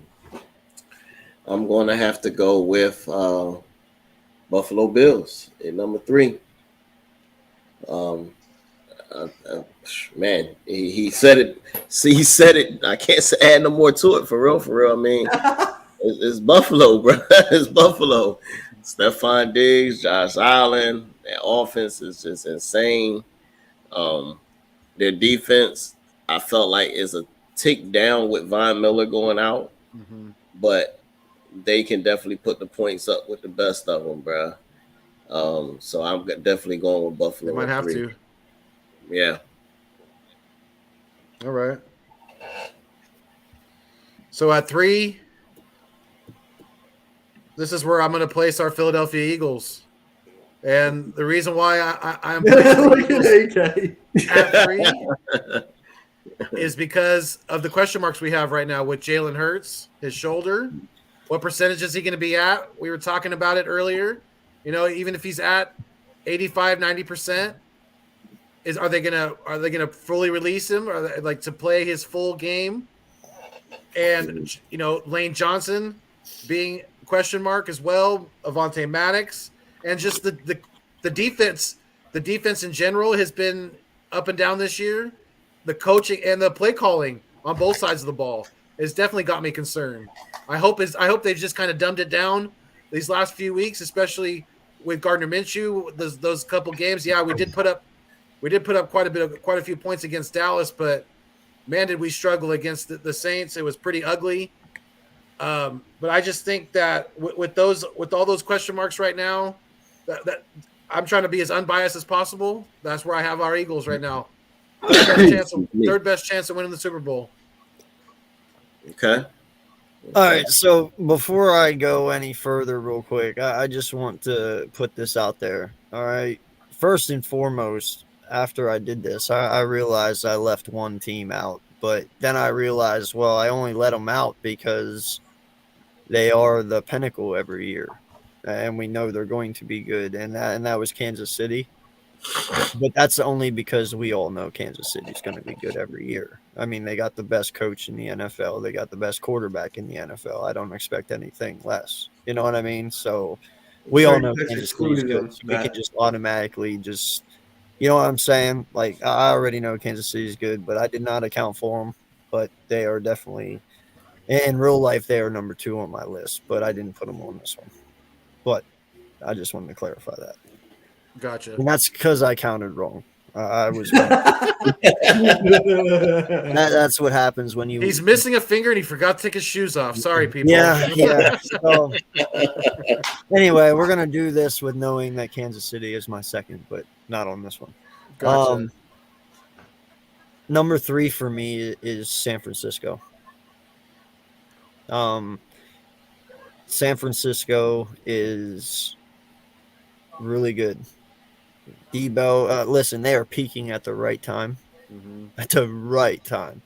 They were not healthy at the beginning of the year, and they still battled through their injuries and had one hell of a defense. You know, they were missing Warner for a couple games. They were missing their corner for a couple games. They lost to a couple non-playoff teams. And the Bears, didn't they lose to the Bears week and 1? the Falcons? Yeah. Wow. So they took some tough losses along the way, but they held it together as a team. Did. And now look at them. Now they bring CMC over, and they're just killing people with that way. Well, they've been a totally new team since they brought him over. They're just slaughtering people, and somehow, some way, they turn Purdy into Tom Brady young, for the last couple games. Said Tom Brady. But Young. that is why I have them at 3, because playoff atmosphere is completely different than regular season. And I don't know how Purdy's going to respond to that. We will see. But all in all, their team is legit contenders. I mean, Shanahan is a fantastic coach. CMC, Kittle, Debo, Ayuk is even playing pretty damn good this year for them. So they got weapons, and that defense is nasty. You can thank D'Amico Ryans for that. Yes, I said I remember that. that dude, coach, and you're welcome, San Francisco. But yeah, man, I'm putting San Francisco at 3. Okay. Okay. All right. So number 2, MK. That's where I got our Eagles, man. I got us at 2. Just because, 14-3 is still a record you can't forget. Jalen Hurts playing a hell of a season, but you still got to take point on his shoulder and how that is. And the offensive line without Lane Johnson is still kind of scary, but I know he's going to be back in time, so that's a good sign for me. So I got the Eagles at 2. Okay. Okay. Further? This is number 2, right? Yeah. So 5, Numero I dos. did Vikings. 4, I did Bengals. 3, I did 49ers. And 2, I'm going to go with a surprise here. I'm going with a tie. So I don't want to do a tie for number 1. I'm going with a tie on this one for number 2. Hear me out. I think the Bills and the Eagles should be at number 2. And I think that's going to be the Super Bowl contenders. But if we're doing top 5 and being realistic, I see the Eagles at 2. And I also see the Buffalo Bills at 2. So you're doing 2A, 2B. 2A, 2B, exactly. Basically, yeah. Okay. All Then right. if we're doing that, god dang. It's okay. He Do it. changed. I'm putting the Niners at 2. I cheated. I'm sorry. Yeah, he changed the rules on me. Hold on, I put in gotta a- get into the officiating rule book here real quick and see if that's even legal. It's a 2-way tie. Well, if you could put a team on the list that you didn't even account for, then he could make a tie thing. I'm just saying. You're right. I've been put in my place. The red flag has been thrown. Continue. All right, then I'm putting Niners at 2 with the Shut up, Eagles. Mitch. Do it. Rap, go. Do it. 2A, 2B. Who you got, Rap? I'm going to go number 2, Philadelphia Eagles, of course, man. Got to go with the Birds. And the reason why they don't get number 1 is because I feel like Andy Reid and them were out coaches, man, unfortunately. I just don't. I mean, it's just best way I could put it.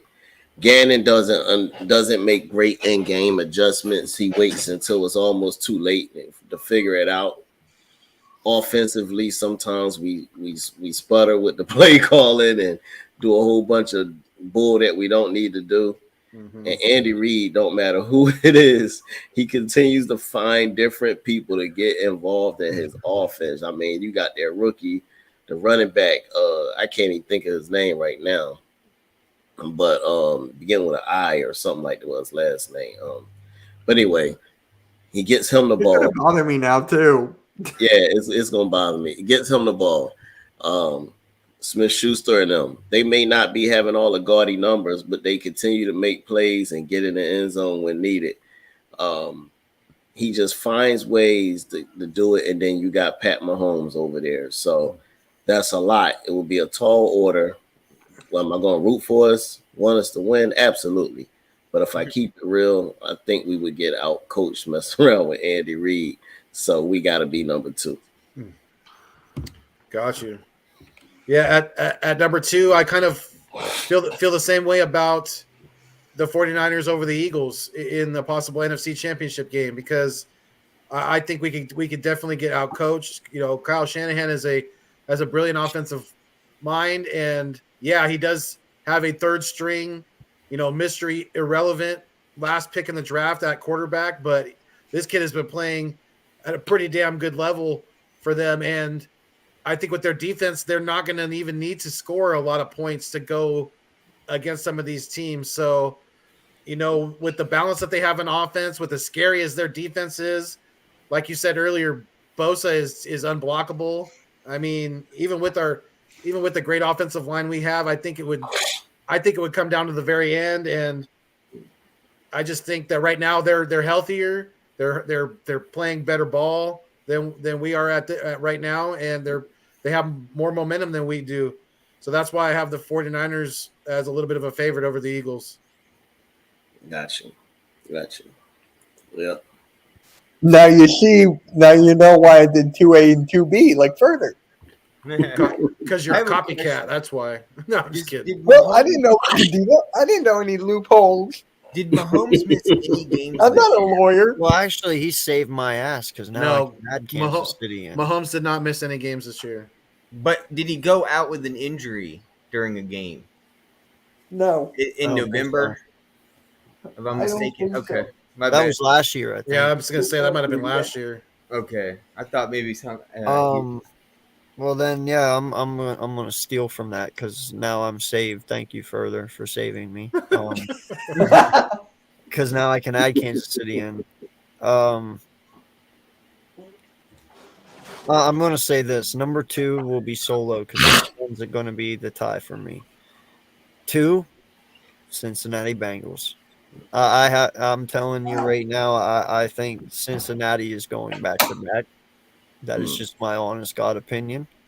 Cincy is playing really good football right now, and I really feel they're peaking as well at the right time, and the AFC needs to really worry about Joe Burrow, Jamar Chase, Boyd, and Higgins, because I'm telling you, man, that is one deadly combination, and then you got Nixon into that, and that defense is playing really well too at the time. So my prediction for this year's Super Bowl is Cincy, Philadelphia, but we'll see. So I have Cincy at 2. They beat the Bengals too. I mean, the Bengals beat The the Chiefs. Bengals beat the Chiefs. I know. Yes. The I know. That was a Chiefs good have game. never beaten the Bengals. Yeah. So far, Burrow owns Mahomes. Yeah. So number 1, I got Kansas City. I mean, just Mahomes. Hey. Play up Poncho Birdman. Let's go. Yeah. Mahomes, Chiefs, 1.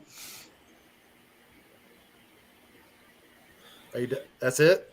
That's it. That's all I got to say is Mahomes. Mic drop.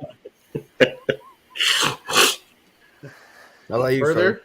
Well, mine's definitely going to be the Chiefs on this one. They've dominated all year pretty much. They've had a few questionable games, but right now, going to the end of this season, they're looking really hot, and they get a bye week, and it's going to be hard to get a win at Kansas City. As you know, they have a 12th man too, just like the Seattle Seahawks. Their friends are going to be really rowdy, and it's going to be an interesting game for sure. Rap. Number 1, I said it earlier. I was picking the Chiefs in Philly, the Super Bowl. I said it's going to suck playing against Andy Reid and them. And again, I just said how I feel like their coaching staff will out coach us, so they got to be number 1 in my book. And I think they have a good chance of winning another Super Bowl this year. Foils. At number 1, I think we're pretty much all the same. We're going to be at least pretty close. I have the Kansas City Chiefs. They have the coaching. They have the quarterback talent. They have defense. So, and they have home field advantage to get them there. So until it's kind of like part of the reason why I put the Buccaneers at 6. Until Patrick Mahomes proves me otherwise, then I have to be a pretty strong believer in him.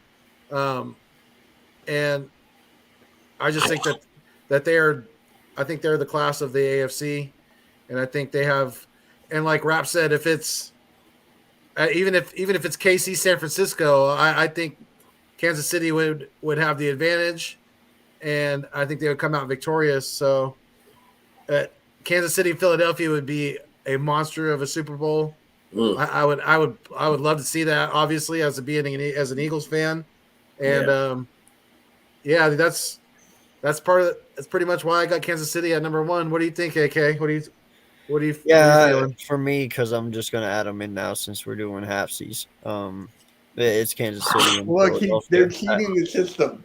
It's Kansas City, Philadelphia at 1, man. You got your 2 top of your classes on each side. Yeah, we do have some, question marks here and there. I'll catch you right. Quarterback, but for the most part, we know they're going to play. So I'm not too worried about it. It's just what is the condition that they're going to come out in. But and David makes a valid point. He said we are 14-3 and questioning our coaches. What are we doing? Listen, when I question our coaches, I understand the record. It's 14-3, but some of those wins were fucking ugly, and us as fans, we understand that, and we see it, and we know it. And when I'm questioning my coaches, I'm questioning the consistency.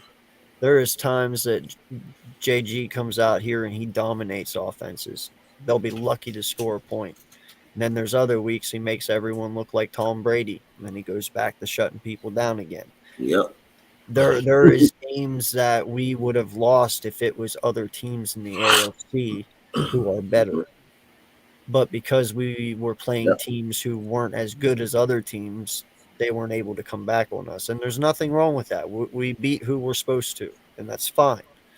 But mistakes that are made in the regular season, you can't make them in the playoffs, because the teams that are in the playoffs are the ones that exploit those. Yep. And that's what I'm saying. So you have to be on your P's and Q's.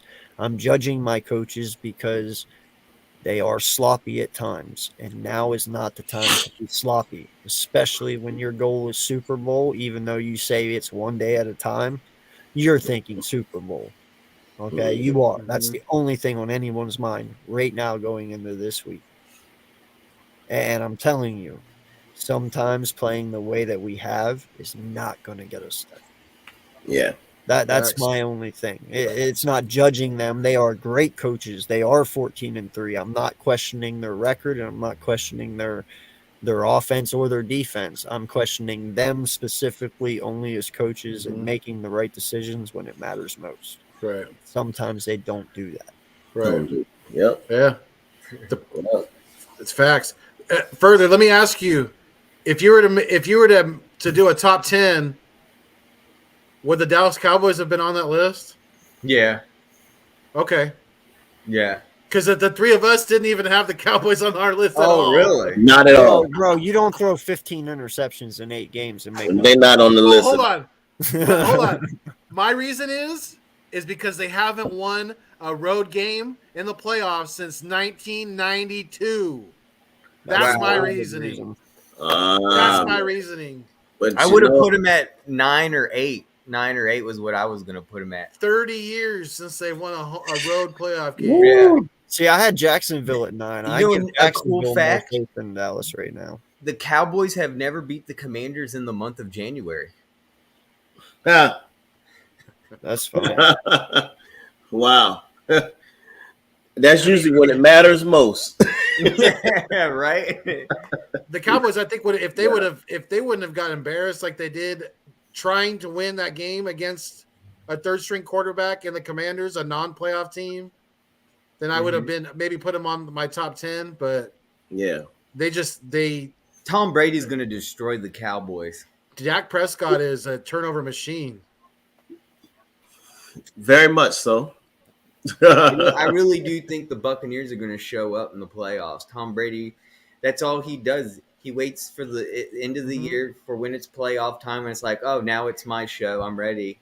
It's like time to go to work. He's got weapons too. It doesn't really matter if you try to get at him because he's just going to get the ball out of his hands quick. So right. Well, not just that, man, but over the last couple of weeks here, Tampa's kind of slowly finding their rhythm again. Mm-hmm. Just a little tiny bit. You can see Yep. glimpses of it. Like I I said, think they do. And in all honesty, before the show started, I told Foothills this. I said, listen, man, I said, I think we play Tampa. And I think Jalen gets his redemption game. In all honesty, I really feel that's what's going to happen. So there's more Twitter drama going around the Eagles, pretty much on all social media, that right now the Philadelphia Eagles for the next 2 days are not going to be doing practice. Hey, Verona. And what do you think about them not practicing and that they're going to end up practicing for Thursday and Friday instead and have a media day, apparently? A lot of fans think that they should be practicing and that the coaches, once again, are not preparing for this playoff game, giving the full potential of having this bye week. No, I'm 100% okay with it. Listen, we've talked about it before you got in here, bro. The main two important components to this team the next 2 weeks is Lane Johnson and Jalen Hurts. If they are healthy and play, no one will stop us. I'm going to say Kelsey too and Mulata. They're all big factors. Rest is what these guys need right now. You don't forget how to play football in 2 fucking weeks. Not as long as these guys have been playing. You just don't forget it, okay? I'm tired of hearing about rust. I understand, but you don't forget. It's like riding a bike. Yeah, you might come out the first series and be a little because you're just getting your feet wet. But after that first series, these guys are grown-ass men. They're ready to go. Like, they slip back in very fast. You know what I'm saying? So I'm not worried about practice. I want my guys healthy. That is my main concern. And if rest is what they need, so be it. Yeah. Okay. The bye week's only going to help us, for everybody. Like Jalen's shoulder, Lane's abductor muscle in his abdomen. Yeah. Even Maddox's toe is going to have time to heal some more. So because that's going to be I'm going to in these playoffs, my finger's going to be crossed that, and knock on wood that nothing does happen to CJ Gardner Johnson anymore this year, because if I see Josiah Scott out there anymore, I'm going to lose my shit because we're going to get toasted. We're going to get toasted. They're going to put their best receiver in the slot, and they're going to go to town on us. Hey, man, I'm with you. I do not want to see that guy. I don't even want to see him on the field, man. It's just like I'm over seeing him out there, bro. If I see a 33 out there, I'm going to be really mad. I'm telling you. I'm going to be seeing like multiple 33s. Like, I'm going to see like double and triple. Yeah. You want to? Oh, here's a fun fact that I just found out. This is a real quick. And Birdman kind of brought this one because he said if Tampa can do it, so can we. Interesting little fact about Tom Brady, the quarterback going against the Cowboys. Dak Prescott's never beat Tom Brady, whether it being on the Bucks or the Cowboys have never beaten Tom Brady. He's 7-0 against the Cowboys. Yeah, 7-0 against the Dallas Cowboys. So I have all the confidence that the Cowboys aren't probably going to win this one at Tampa. I feel you, but that when I hear that, it make me not like it too much because I'm a big law of average guy. So you know what that tells me? They're due for a win, bro. Well, I have to see it to believe it. I feel that though because it is the Cowboys in the playoffs. I know, but I feel. I know what you're saying though. It's got to come around, but Tom Brady always finds a way to just. God, he's the Cowboy killer. Yeah, but you're also talking about 46-year-old Tom Brady. Yeah, not 28-year-old Tom Brady. Divorced. Yeah, you're talking about broken-hearted 46-year-old. I guess Tom you could Brady. say he lost his wedding ring. He lost the ring. If you don't like it, you better take your ring off it. That's what you did. Oh, we're doing some reverse psychology with the Beyonce song over here. If you like it better, put a ring on it. If you don't like it, you better take your ring off it. Yeah, I got you. I heard you. What is the ring on necessarily? Don't ask. Oh. No, but no, I'm with you though. You know, Tom can spice it up at any moment he wants, man. Now, listen, I don't know how much the dude's got left in the tank. All right, I'm not gonna lie. Vegan can only last so long, bro. Like, let's be honest. Age eventually catches up. He has not looked as hot this year. Does he have one run left in him? I don't know. But his offensive line sure as hell ain't helping him out that much. You know, you can get to Tom now. Yeah, So his if we passing play is Tom, horrible. yeah. So if we play Horrible Tom, I passing. think that's where it stops because I don't think Tampa will stop our defensive line. He had a wide open shot. It was less than a 10-yard pass. Wide open. The wide receiver didn't have anyone on him. It was just last week, too. And he, like, literally threw the ball into the ground. It wasn't even catchable. I was like, Tom, that's just not you. What's going on? Hal has some left in the tank. Yeah. No, Yeah, it's Sam gonna Howell be fun. It's Sam gonna Howell be fun. tore the Cowboys up. Man, I'm just excited that we don't have to play this week and know that we're going to be in it for the next week. Like, it's like almost like an automatic win. Like, but we don't have to play. I know, man. And we know we we should know it's- troll this weekend because we can because we don't play. We should watch every game and be like, I mean, they could. The Eagles are going to start. They're going to start doing some team scouting against possible opponents because, I mean, more than likely the 49ers are going to beat Seattle. Yeah, it's the third time playing them this year, but I think more than likely the Seahawks get eliminated. So there goes the 7th seed. Their question next comes: do the Giants possibly beat Minnesota? Mhm. Maybe. If so, then we're going to play the Giants because that's the next lowest seed. Yeah. If Minnesota and the Niners win, then it comes down to Monday night of the winner of Dallas and Tampa Bay. Those are the 4 teams that we're going to play: either Seattle, New York, Dallas, or Tampa. Yep. Those are the 4 teams. That's it. Yep. well, I think it's going to be Tampa. I just listen. I there's only one upset that I see, and that is the Giants over Minnesota. Yeah, so if that happens, it's not Tampa. Then it's the It Giants. is possible Seattle beats the 49ers. I'm just saying it is possible, but it's highly unlikely. You know, Gino might come out and have the game of his fucking life. I have no idea. The last time I said this shit happened, so I'm being very careful. Yeah, and Brock Purdy might just Brock Purdy like, might just crumble tank. under the pressure. Yeah, I right. that is like the battle of the 2 unknown quarterbacks. I don't. Who knows what you're gonna get? You know, And that's the first game too. That's Saturday at 1:00 my time, I think. that's going to be an 125. interesting. Wait, the Vikings game, what time? No, the Niners Seattle is the first game Oh, Saturday. okay. Oh, yeah, okay. Yeah. Yeah, I'm going to be paying close attention this weekend.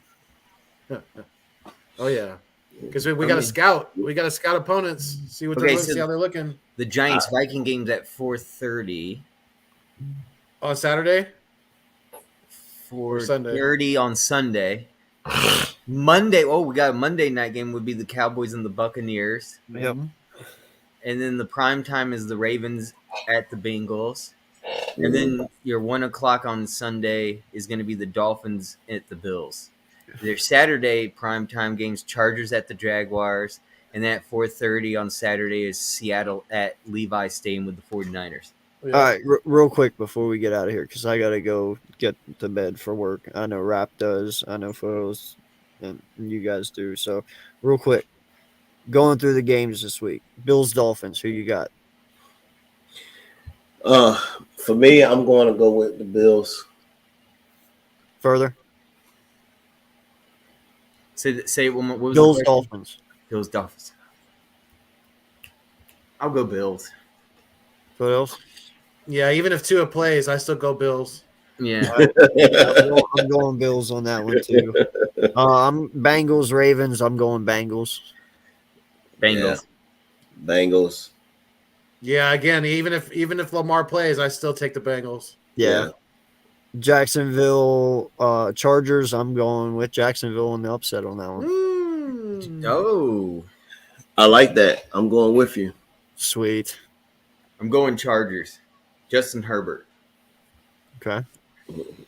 Yeah, I gotta go. I gotta go Chargers. I just think that I think the LA has been more of more balanced consistently on both sides of the football all year long. So I'm gonna go Chargers. I think it'll be a close one though. It might come down to a last minute field goal. Okay. San Francisco, Seattle. I'm going obviously San Francisco, but like I said, shit can happen. Yeah. Yeah, San Fran. Levi Stadium, 49ers. Yeah. I don't see. I mean, I think Seattle might hang around for a half, but Yep. Eventually, the talent will take over. Yeah, Shanahan and Ryans will make adjustments at halftime, and then it'll be all she wrote. Yeah, the talent will take over. That defense will just get to Geno. Mm-hmm. So Minnesota, New York. I already said it. I'm calling this upset too. I think Giants upset Minnesota because Kirk Cousins sucks. Mm-hmm. Just saying. I have to agree with you also on that one. I'm going with Giants on this one. Let's see if Kirk Cousins has what it takes, but I don't think he does. I think the Giants might have this actual victory here, and we might actually see ourselves facing the Giants at the Link. That'd be an awesome game. I think so too. Yeah, I think the week off will definitely benefit Saquon, and he's going to have a monster game and just go off against the Vikings, and Giants win pretty easily in Minnesota. Yep. I think I would like to see the Giants, but this is what I think, man. Make sure y'all remember this, okay? AK, I'm predicting it. This is going to be the headlines coming up. This is going to be the headline coming into Monday's game, okay? The NFC East can have nobody left in the playoffs but the Philadelphia Eagles if Dallas lose Monday.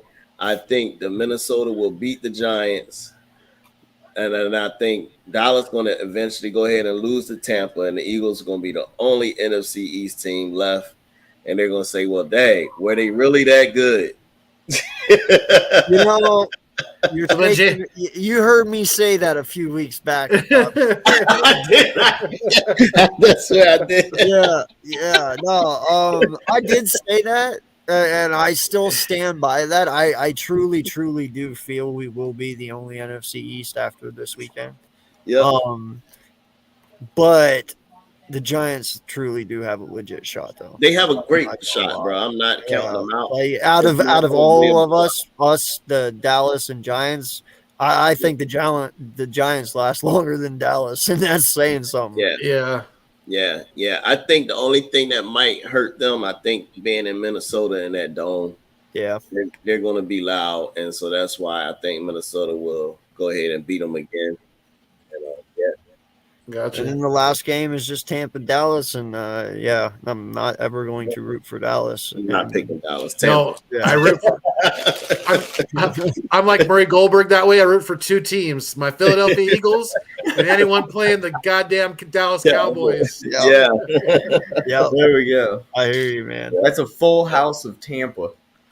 So we're gonna come back next week on Wednesday, Absolutely. and we'll go over these picks and see how close we all got. I think they're pretty self-explanatory. You know, I really do feel that way. Oh, and I will call out myself if I do it every week. I get so upset when I make a pick and I get it wrong, and I'm like, this team is screwing me over. Bro, I still call myself out on Geno Smith all the time. Like, you don't know how bad I felt as a human being sitting there talking mad shit on this dude, and then he comes out and makes playoffs. Like, he made me look stupid. And shout out to him. I've been eating crow about CeeDee Lamb this year, so I feel the same way. I know how it Fuck goes. CeeDee Lamb. Look, man, it wasn't CeeDee Lamb. It was the coach, man. It was the coach that did that to us. It's the system, bro. It's the system. It's that quarterback from Boise State that's doing offensive coordinating on the field down there. Yeah. Yeah. Is it me or is the Kellen Moore, right, is offensive coordinator for the Cowboys? Yeah. You guys know who Ben Affleck's brother is, right? Casey Affleck. Yeah. Right. They look like twins to me. They look. You put a No, picture of them no lie, side by though. side. No lie though, Kellen Moore is just Jason Garrett 2.0. That's all the fuck he is. I'm not even playing, bro. Not even playing. He's Jason Garrett 2.0. Dude will make you look clapper. good. He will make you look good, bro. But when it comes down to it, when it matters most, fucking just done. Well, listen, guys, I am so happy y'all are here, and I'm happy to have y'all a part of the East Meets West. I'm happy to have it back to 4, and to have more opinions. And I couldn't think of two of better people to have join us than y'all. Seriously. Further, I know you've been a major supporter of ours for a long time, and I love this show. Yeah. And I couldn't have thought of anyone better to bring on and be a part of it, because knowing that you love the show means you want to be here, and that's what I want, you know. And Rap, you're just the OG, bro. Yeah. And you I got a question. You gotta have the OG. Question real quick, and this goes with Rap. Rap, you're from the West Coast as well, right? Nah, from Philadelphia. I'm born and raised in Philadelphia. Oh, I thought maybe you had relatives out in Cali, though. I remember you. No, I have a sister that stays out in Cali. Yeah. That's good enough. That's you. So you get a little bit of the West and the East. Because I was going to say, like, because I thought maybe he was too. Because I was born in the West Coast, and now I'm living on the East Coast. So it's like I'm West and East. I'm in the middle. Oh yeah, dude, I'm bi-coastal as well. I lived in Alaska and I lived in Pennsylvania. Hey, what In you fact, do in I've your spare lived on time, 3 AK, is coasts. your business. I've lived on 3. I'm tri-coastal, actually. I've lived in Texas as well, in the Gulf. He was on the edge of the shore of Alaska with binoculars looking at Russia. He's like, what's going on over there? Oh hell no, bro! I didn't go up that far. Dude. That's way up there. That's God, it's so cold. I don't know how you do it. It's not that cold. We just tell people Yes, that to sir. stay the fuck out. Repping it out here in Cali, baby. West Coast and birds. We tell That's people, what's up. yo, it stays Hey. dark for 3 months, and vampires come out and suck your blood and like to rip you away. That's right. Up there, it's people like, away. dude, Did you guys hear that? It gets You dark guys at hear that like Jerry 3. Jones quote? Yeah, we could suck on that for a week. That's what the Jerry Jones just doesn't ever cease to amaze, man. No, hey, I wanted to tell you guys though, because further, I know you're a big conspiracy guy, and Foothills, I know you like them. Rap, not sure how you feel about conspiracies, but Very much. I just stumbled upon one, and it's the new big conspiracy theory right now out. You guys remember Anne Hash, right? The woman that had the car accident that drove into the house a few months back. The actor Anne Hash. And Anne Hayes. Heche, I mean. Yeah. Oh, yes. Yeah. Yeah. There's video that came out before they dropped the news that she died. And no lie, bro, they bring her out from the car. You can see them. The firemen bring her out on a gurney in a body bag, right? Yeah. Right when they go to put her in the ambulance, she rips out of the body bag. She is completely fucking naked. In this What's that body. movie, Joe Dirt? She rips out of the body bag. Wow. And you can see she's trying to get up off the gurney, and they shove her into the fucking ambulance. In the report live, no lie, in the report live, they say she died instantly. Wow. And they released video because they had a helicopter above the whole thing. A news group did. And before they dropped the news that she died in the car, this helicopter got this footage. So now they're trying to explain, why did y'all say Anne Heche was dead when she really fucking wasn't? And they said that she was brain dead. Oh, wow. Right? How can somebody who is brain dead sit up out of a fucking gurney and pull themselves out of a body bag? Right. That's creepy. Right. Yeah. And so now they're saying that she was murdered by these but because she was supposedly working on a documentary to bring out the sex trafficking going on in Hollywood, how all these actors were doing, coming forward with it. You up, bro. And no lie, because she was about to drop this documentary and some information, they say that she was killed because of it. Wow. No lie though, bro. I saw the footage today. My wife stumbled upon it. It's on YouTube. Wow. You can see it. You can literally see it. She sits up out of a gurney, out of the body bag, rips herself out. First off, why is she naked? Exactly. She ain't driving in a car fucking naked.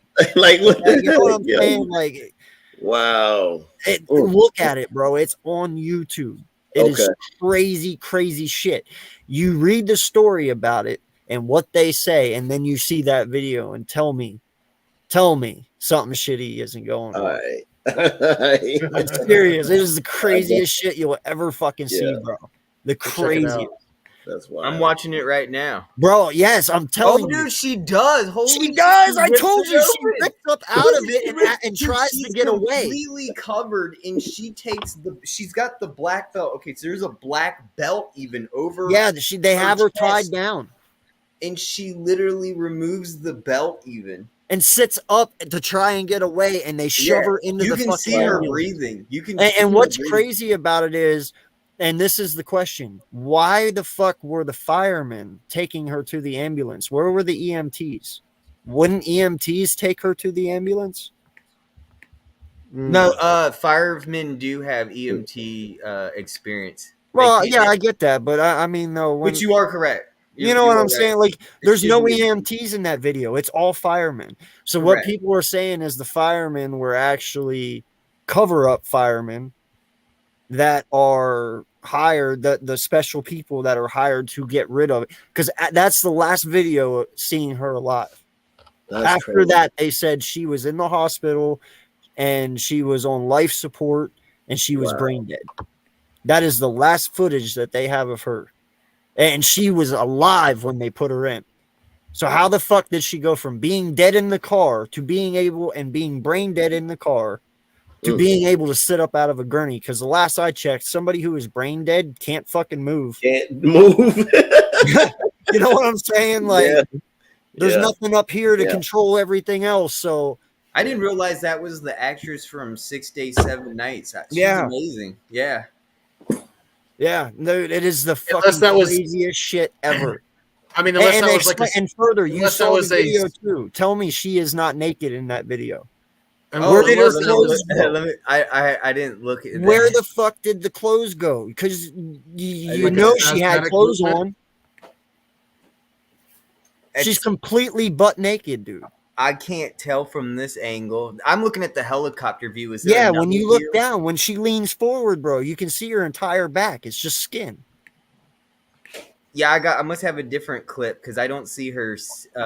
By the time she sits up, she's like the angle that I have. She's almost going into the ambulance, but she's getting up, like you say. Yeah, trying to get out. She's trying to get out, and they shove her in and shut the doors. Like sometimes they have to cut clothes off of people if they're doing if they're using paddles or yeah. They might because like my dad when my dad died, they cut his clothes off because they had to try to resuscitate him. And I understand that, but what I'm saying though is the story does not match. Read the news article they released. She was brain dead. That does not happen. Yeah, and not the way that she's waving, even not waving, but like she's making a waving hand motion after she rips everything on, gets up, she waves. She's almost saying like no. Yeah. It's almost like a no. She's suffocating because they wrapped her up and she can't breathe, so she's like, looks like she's gasping for air. Or was that like a spasmodic movement? Maybe I don't know. No. She was awake, dog. You got to see it. That was not something that. No, I'm looking at your body's just reacting. You know what's crazy? Speaking of Hollywood and how Hollywood likes to show things in movies that happen in the future or the past. This is one of these clips that I do remember that was in. I was bringing up. What do you call it? Joe Dirt and the mafia scene. And remember, he's getting carried away in the ambulance, and the guy starts getting a boner. Remember, it was Christopher Walken's. And Christopher Walken starts getting a yeah. boner, and he goes, "Wait, you son of a bitch, you're still alive." And he goes, "Come here." He goes, "They're going to take me and put me in another witness program. I hear it's going to be a nice little paradise." And they took him in the ambulance away, and they just disappears again. What the heck? Remember, because he was in the mafia and he got hit. right. And he walked into the ambulance, and they're making it look like I'm dead. I'm going back into the witness program. That was one of the funniest scenes ever from Joe Dirt. That's what it reminds me of. Like, maybe she's disappearing. That's what I think some of these Hollywood actors do, is stage a disappearance because they don't want to have the fame anymore. They want to think about it, man. If you're a celebrity and you get every day you go out and it's like, oh, look. Oh, you sure? Because you sure do look like. Yeah, but then you're validating Tupac is still alive. You're validating Elvis Presley killed himself. Mac Miller's still alive. Like, you're that's what I'm hearing you say then. But Anne Heche was not that fucking famous, bro. Like, she didn't have to kill herself to get away. She's not fucking Tom Cruise or something. Right. Shit, you know, and you can see the car speeding. She was speeding like a maniac. She was going 100 miles an hour. Yeah, it looked like her accelerator was stuck. Yeah, like somebody jammed her car and made her go out of control. And at one time too, they even said she was on drugs. Yes, and alcohol, and they found out that it's not drugs and alcohol. She was on nothing. Yeah, she had nothing. Dude, it is the fucking craziest shit you've ever seen in your life. I tell everyone to go watch. Yeah, that's it wild. does not match, dude. It is the craziest shit ever. And you won't believe how many people don't know that the U.S. government has come forward about these unidentified aircrafts that the U.S. Navy can't figure out when they take off of aircraft carriers in the middle of the ocean right outside. And they literally say they've come forward. It's every single day we go out on a flight. There's some type of aircraft that's doing maneuvers that we can't. What are even you keep not up. telling us, sir? There's some type of it doesn't mean he's like, yo, I work on submarines. There's dog. some other country that probably has better technology than us. I don't know, big dog. I don't know, man. It sucks. The footage is out there now. And then here's just the other one that's just a real quick one, and it's funny. So y'all have seen Saw, the movie, correct? Oh yeah. Yeah, Dude, you know the bad old dude in actually. Saw, the main guy. Supposedly, that guy is Macaulay Culkin's character in Home Alone. Really? Wow. Because remember how all the traps? Is that remember how in Home Alone he used to like the dude? He got joy out of torturing those two dudes, he did. And they're saying the timeline adds up, like movie wise and shit. Like, I don't know, but that's just the conspiracy that Macaulay Culkin ended up turning into the Jigsaw, which is kind of cool. I mean, if you think about it, I didn't even know that Coughlin had a brother. I was watching a movie, and his brother was in this movie about. Oh yeah, he's got a bunch of siblings. Have you seen this Norwegian black metal movie? It's on Netflix or whatever, called Black Something. It's got McCaughlin's brother in it. It's about a true story about a band that's into black metal, and they go burning churches in Norway. And they actually really did do this. They burned down over 250 wooden churches that were 1,000 years old during the Viking period. They just went around burning them because they were Satanists. Yeah, is it Kiernan? Is it Kiernan? Yes. Culkin? Yes. And it's on Netflix, I believe. I can't remember what it's called, but it's a really good movie. And he turned his life around, and it's funny because he ends up getting murdered by one of his band members, and actually really did happen. His band member was sick and tired of him converting and didn't like the black metal, so he actually got stabbed to death by his own band member. Yeah, that's crazy. That's wicked. Some crazy. They don't mess around with black magic over there, man. They're really into some Satanism down there, man. I don't know what's going on in Norway. Well, listen, guys, we've been live for 2 hours and 8 minutes. I'm about to get up. I appreciate you guys so much for chilling and talking tonight. Once again, we own the East. We own the NFC. It's ours. Better believe it, man. You know, and now it all goes through Philly. So bring every energy you got to every home game. Make it loud. Be proud. Wear your shit and enjoy it. Because I have a feeling we're about to go on a nice little run here. So, hey, look, all we need is 2 wins and we in the Super Bowl, baby. 2 wins. Right. And hey, before we get up out of here too, like our owner recently said, don't take any of this for granted. You know, we have a young quarterback, we have young receivers, we have young coaching. I mean, we 14-3 doesn't 14 wins in a season doesn't come around very often.